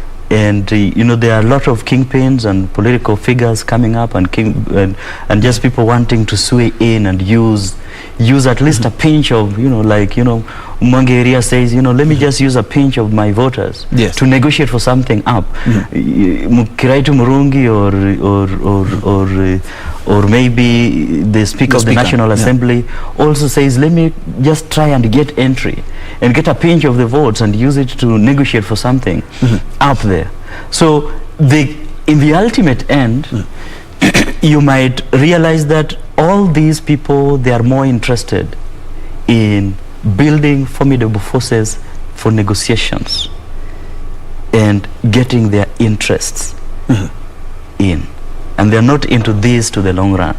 Yes. Of course, we've seen a lot of interest, as you said, in the Mount Kenya region, more than other regions in the recent past. And of course, they forget that the head of state will not be contesting in the 2022 general polls. But away from that, because I'm quite sure we'll be heading back to the IEBC interviews, let's look at something the IEBC chair, Wafula Chebukati, said during the elections at Muguga and Kiambaa. He talked about they are looking into, I think there's something that didn't see a lot of light, but he talked about they are seeking ways to protect their own officers. We've seen them being hauled to the ground, we've seen them being slapped, we've seen them being bad-mouthed, and he talked about they are looking into ways to protect them. But I think this is something that we should have done a long time ago when it comes to IEBC officials. Exactly, and I think that is where it lies. It's very important to protect the election officials, because it is only in protecting them that they will not be able to be gullible to threats and intimidation by the politicians and high-level officials in any cadre. And it is something that should have happened yesterday. It is something that should have, because the moment you have people who know they are protected, then they will be able to do the right thing. So you give me responsibility and tell me that, you know what, so okay, I am giving you the responsibility to man the polling station in this particular place. And I am protecting you. Ensure you deliver as per the law. If there are any irregularities that come as a result, that come after the polls from your polling station, you will be criminally responsible. In that case, you will take responsibility. I think when we cascade it like that and, just protect them and give them the responsibility and tell them that they are bearing the overall responsibility of the irregularity, then they will take charge and do what it takes to give a credible election. Right now, we just want 4 commissioners, that is 1 gentleman and 3 ladies in the interviews. And we are faced by the 2027 dilemma, if you ask me. Why is this? Because their term is currently, 6 years. The next 6 years, we'll be looking for other commissioners and still preparing for the 2027 general polls. Perhaps we should change their term, or we should extend it, or what exactly should be done, because we will be on the same spot when it comes to 2027 general polls. Yes, I think that is something that needs to be looked at strategically. Perhaps they could relook at maybe bringing on board some miscellaneous amendments, so that that can be solved. Because you see, whenever you have scenarios where electoral officials are being interviewed just few months or just a year into the election, then you do not give them ample time to prepare. So I think in terms of foresight, in terms of strategy, this is something that needs to be there in their strategic plan and need to be embedded in the legal instruments, so that by the time they are preparing for an election, there are people who have been in the office for enough time to prepare for that election. Otherwise, you might get into scenarios where, some of the officials will say that, you know what, we got into office 1 year and we found all systems already there. There's nothing we could do. And still on the same, there will be, according to Kriegler report, I think it was 2013. Yeah. He talked about at least a year. Yeah. Everything should be up and running. Yes. because election is a cycle. So after the 2013 general polls, we're supposed to start preparing for 2027 and 2022, and after 2022, we're supposed to be preparing for 2027. He talked about at least a year. Yes. And looking at the timelines that we have, 2013 and 2021 is around 8 years. Nothing has been done. We are still on the same timeline again. So it's something that really needs to be critically looked at, because it is a key. It's very key in ensuring that the elections will be free and the preparation of the commission is good enough. But then again, also, you know, when you look at the political space, and I think that this is sometimes where political interest and parliament messes up. You know, they just come in, and you know, if they're annoyed with something, they sweep the whole commission without thinking of some of these things. And you know, you've heard of scenarios where a whole commission was, you know, a new law came in and a whole commission was swept out, like what happened to ECK? Yeah. Then later on, IEC. Yeah. I mean, IEC. The Interim Independent Electoral Commission. IEC. Yeah. Yes. So, I don't know. You never know. 2027 is too far. Maybe something might happen that they might be swept again, but we are not projecting. I think what we are emphasizing is that in their strategic plan as a commission, they need to look at scenarios where the commission is always there early in advance to ensure that in any upcoming election, the commission is well set and ready. So that needs to be there in the strategic plan. It needs to be embedded within their legal instruments, and that maybe should be passed by Parliament. It did. And of course, we will be hearing a lot from the NCIC, the National Commission mandated checking matters hate speech. And I remember a couple of months ago, they talked about they will be working with other agencies, including the DCI, the EACC, to actually to more or less like vet someone before you are actually cleared to contest. And a lot of people have talked about NCIC having just the barking, but not the biting. Looking at IEBC, some have argued that IEBC has enough laws, enough legislation. They just need to implement them. Others have argued that, man, this IEBC needs to be given more power, even prosecution power, to prosecute some of the things that we have seen happen during elections. What's your take on that? Well, you know, I think that the laws are there. We have to admit that the laws are there.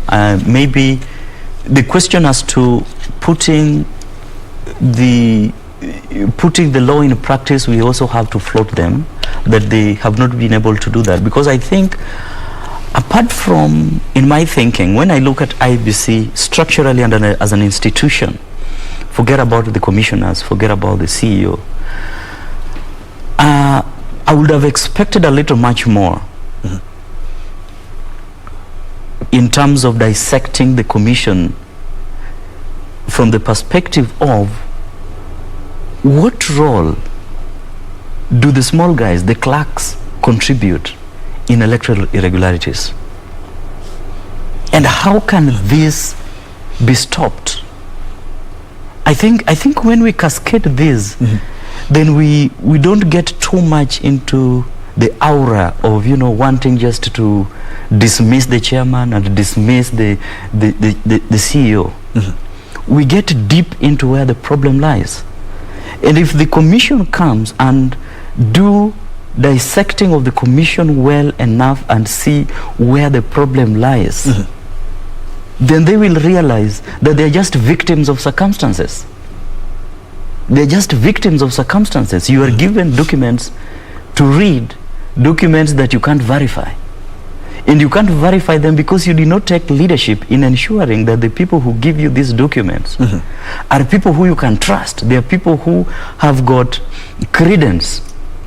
So this is the process that I think what you are saying makes sense, that they have laws that they have not used.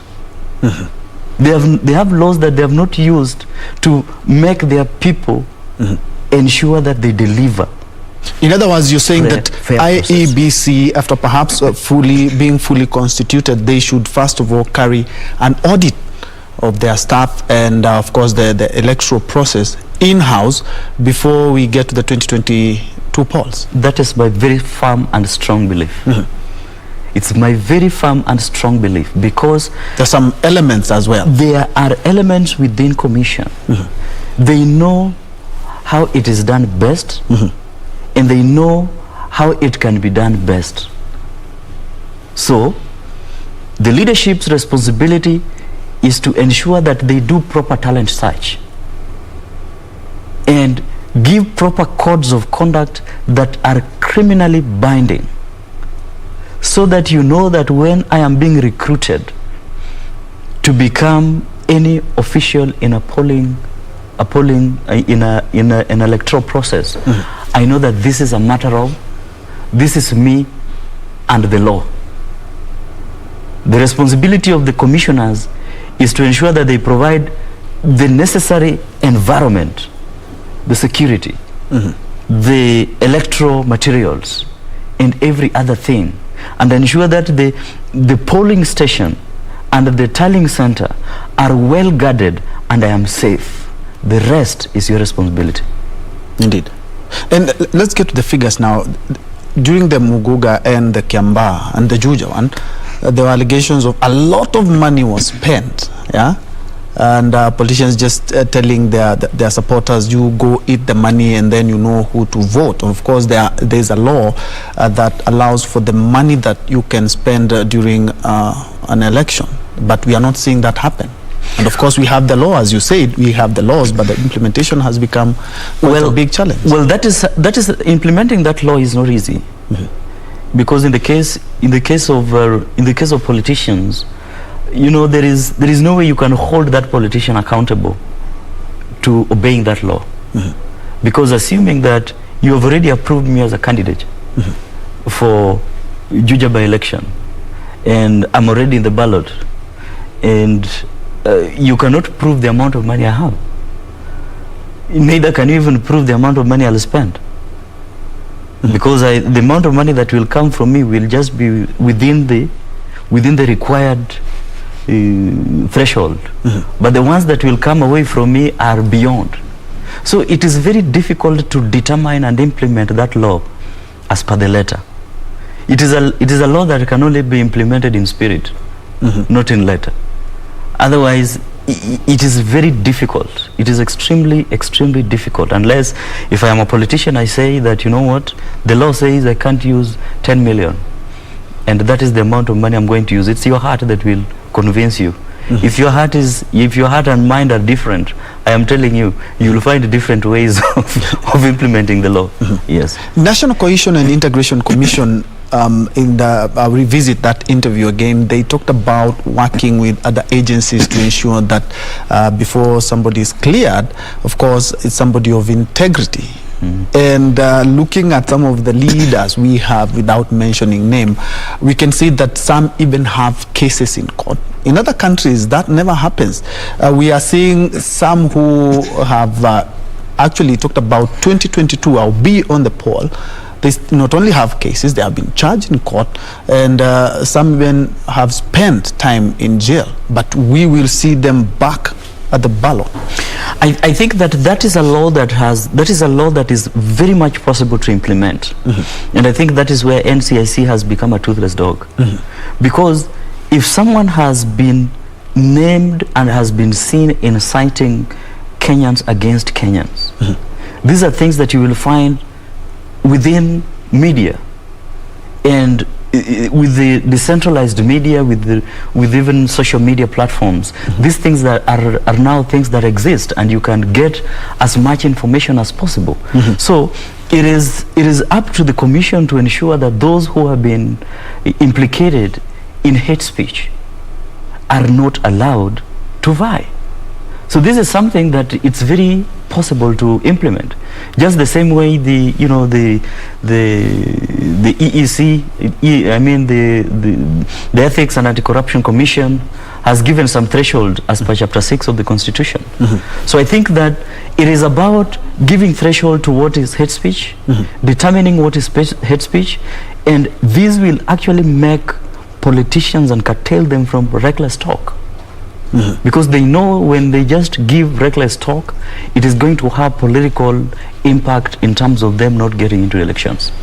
And talking of civic education, something we had touched a little bit, but there are some aspects that we didn't really look at, because we have seen civic education before each and every election, but we always land into problems when it comes to matters election. Of course, cases of voter malpractices are there, stealing of votes, violence. But this is something that should be done before even we head to the polls. We know that if you are convicted or even you're charged in any electoral malpractices, it should be something quite severe, so that we may not replicate the cycle each and every time we have general elections. Absolutely. And then the other thing about that is that you find in terms of civic education, other than just the how to undertake the election and how to undertake the election and how to do the voting process, how to do the ticking, I think that there is an entry point where the commission for the NCSE could come in, in voter education. They could come in to educate people on who not to vote, especially those who have engaged in hate speech. Because you see, there are instances how when there are some politicians who have been able to sway voters not to elect specific people on the basis of incitement. So if that has happened, then it means that it is possible to have the government agencies just use proper stakeholders to also sway the voting pattern without necessarily being personal or individual. Objectively, that if this particular person or if if any candidate tries to speak this or speak this or speak this or speak this, know that she will not be accepted in the election. So don't even try to vote him or her in the nominations. In that case, you will be strategically stigmatizing hate speech. And I think these are the kind of things that NCSE should do, instead of just talking and telling us things on hate speech in the media, which people even don't know. And also looking at, you've talked about, of course, registering voters, the mass voter registration exercise, which by the last election, that is exactly what was happening right now, or just slightly a year to the 2017 general polls. And somebody suggested, actually, so one of the interviews suggested that it should be when somebody is applying for a national identity card or Huduma card this time around, he or she has the opportunity to register as a voter then, as opposed to where you just get the ID and wait for when we are registering as voters, or you going ahead and registering as a voter. Do you think that perhaps can help when it comes to voter registration to ease the exercise, and we're going to save, if you ask me? Yes, it is something that could ease. It could ease it, especially if the electoral system is institutionalized. And I say institutionalized because when you look at the trends of the mass registrations, they have always been based on, they have always come after an overhaul of the electoral body. When ECK was overhauled, yes, and IEC came in, IEC had to do a mass registration. When IEC was overhauled and IEBC came in, yes, IEBC had to do a mass registration because they believed that the people did not have trust in the system and that the system had already been infiltrated. So if the system of electoral system has been institutionalized and the institutionalization has trust of the public, then some of these things will be very easy to do. In fact, it will even be easy to register a voter, not just even at the point of not just at the point when he is doing his he wants his huduma, but even at the point when he's registering for his national ID or even other registration of government. Yes. So it will be cascaded. There are many ways in which it can be cascaded. And government bureaucracy has got so many ways of cascading it down or helping IEBC to cascade it down. As long as the system is one that people already believe in, and the people know that, you know what, I am doing this because I know it's going to IEBC, not elsewhere. Yes, and IEBC has been on the receiving end, and of course we expect them to put their house in order before we go to the 2022 general elections. We've talked about NCIC and of course all other agencies, but we have left out the voter. What is the role? Should be the role of the voter. What should the voter know each and every time before he or she goes to the polls? His or her own responsibility to ensure that we have credible elections each and every time, and we don't have any violent cycle that we have experienced over the years. Yes. Before I come to the voter, I think let me just emphasize the fact that the reason why we put IEBC on the receiving end is not because they're doing something wrong, but because they can do something better. We're just trying to make them to become the best, to build the best democracy in Kenya. Yes. Onto the voter, I think the voter has a big responsibility, a huge responsibility in fact, because they are the very reason why we are speaking all these things. The voter has a responsibility of ensuring that they choose the right person. That is the first thing. They have a responsibility to ensure that they choose the right leader that will lead this country, irrespective of every other thing.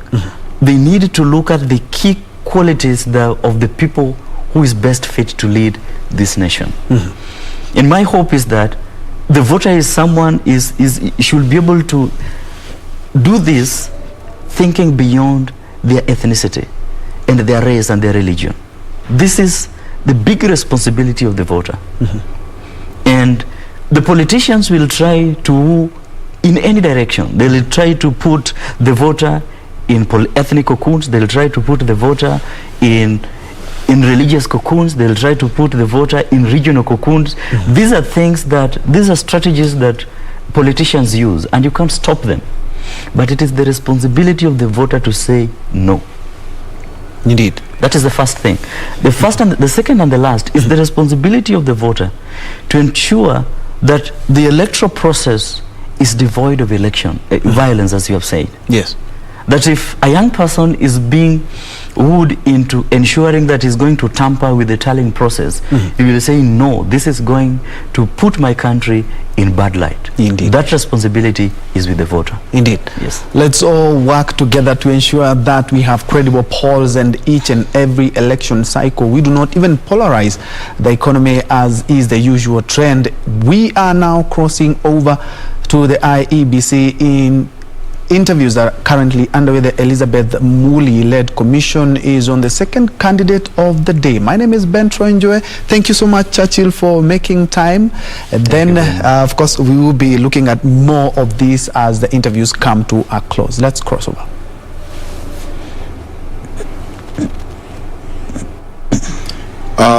When I enrolled, it was enrolled in Delaware. Okay. And the reason why I got an interest is that the degrees are notarized, which means the government is aware of its activities, even if they did not comment about the contents of that. And the reason they said was that they did not want to do the conventional way. They had not applied for accreditation at that time. I don't know whether they have done.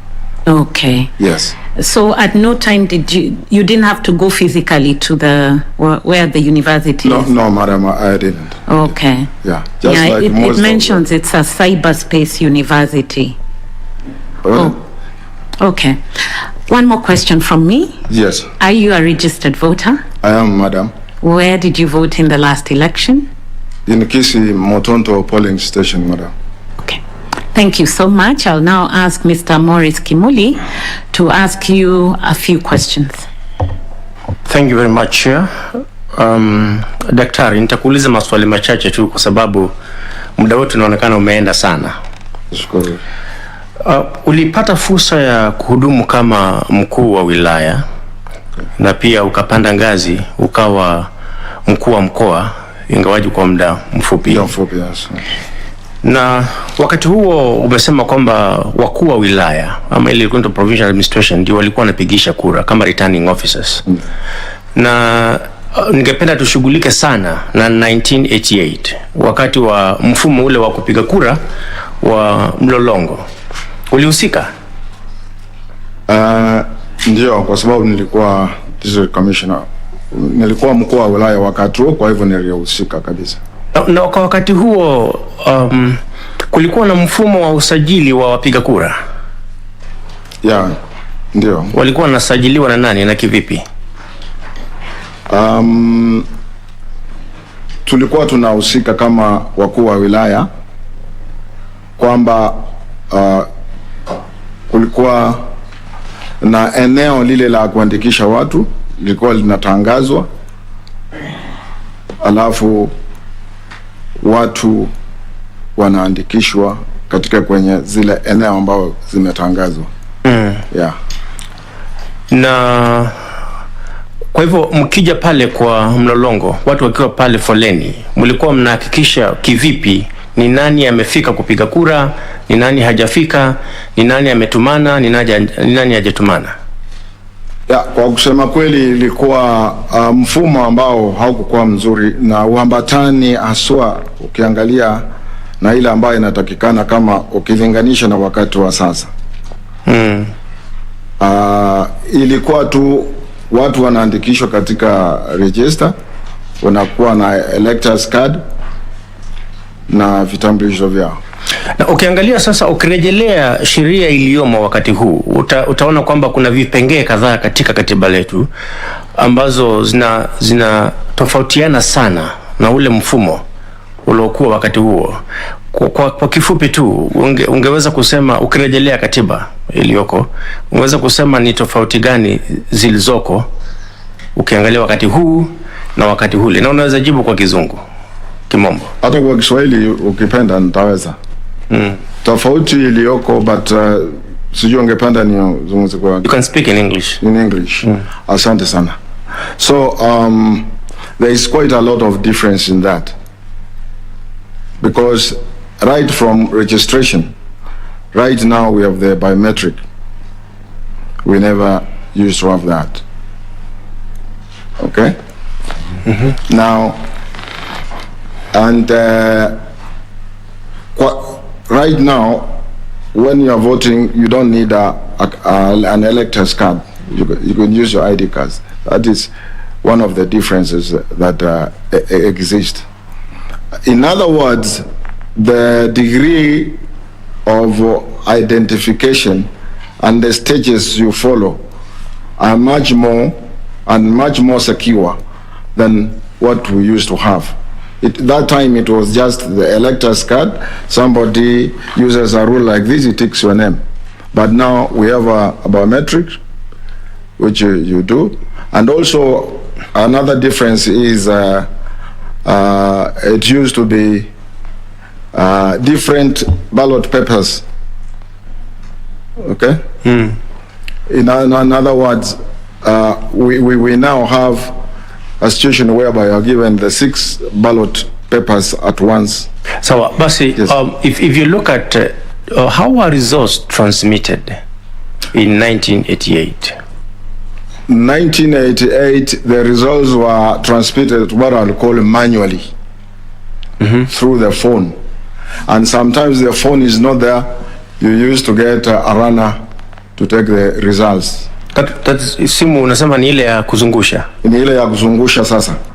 So kwa hivyo eneo nyingi Kenya, we never used to have efficient telephone services.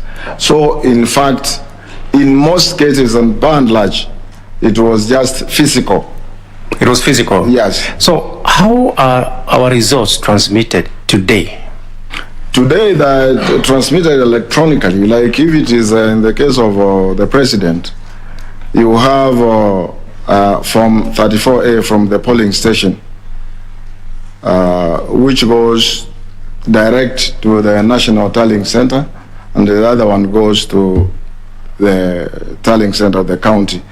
That is 34B.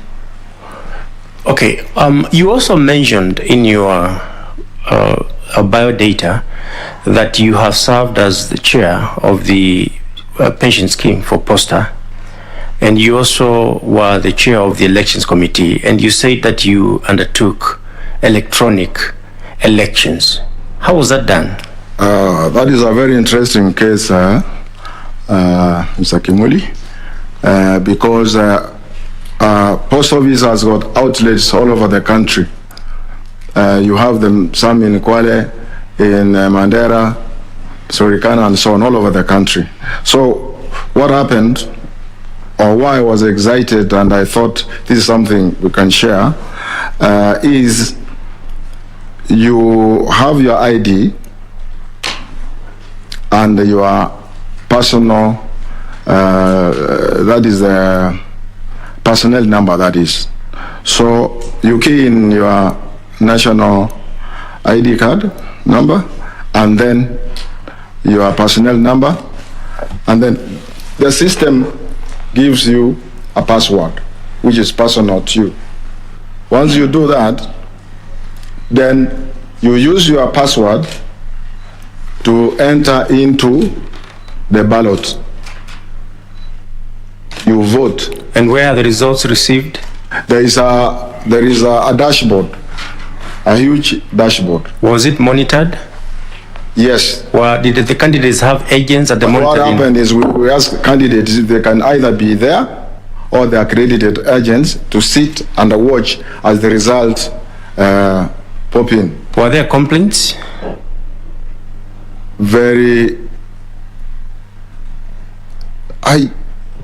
There was one complaint, and that complaint is something we discussed because we called all of them, those who stood for the election.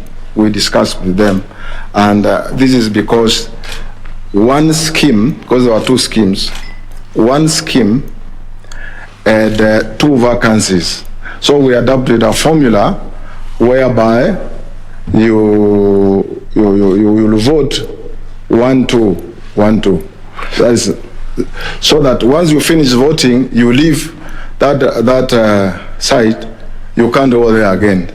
To discourage voting twice or tampering with the elections. So when you look at our law now, do you know what our law says about electronic voting?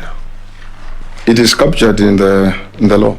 What does it say? The kind of electronic, the use of technology. What does it say about the use of technology? The kind of technology that we should employ in our national elections. It is the Kenya Integrated Electoral Management System, which seems to... Yes, that is the system, the technology. Does the law give the characteristics of the kind of technology IEBC should employ? Yes, because it is described like if you have a biometric system for right from registration. That is a biometric voter registration. And there is another one, but there are quite a series of devices that are used so that when you integrate them, you get the results. Okay, now just one more question. If you look at what you did for Posta, the technology that you use, the system that you used, do you think that is a system that can be deployed for the purposes of voting in our general elections? It can, but it has some challenges.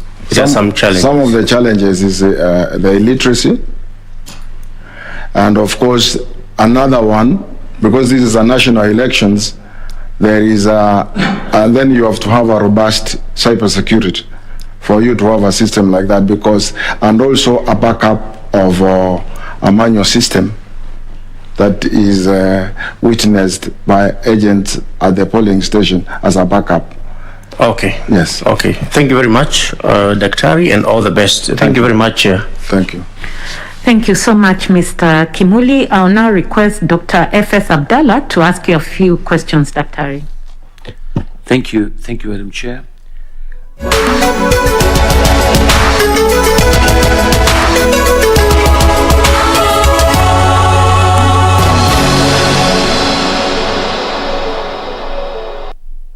Ni siku ya Jumatano, tarehe mtazamaji ikiwa ni 21 mwezi Julai mwaka 2021, na moja kwa moja kutoka chumba chetu cha habari hapa Nairobi tunakuletea Kurunzi Mashinani.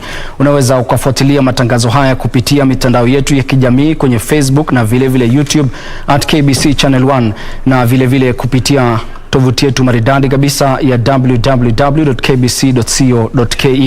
Mimi naitwa Ben Chumba, karibu kwenye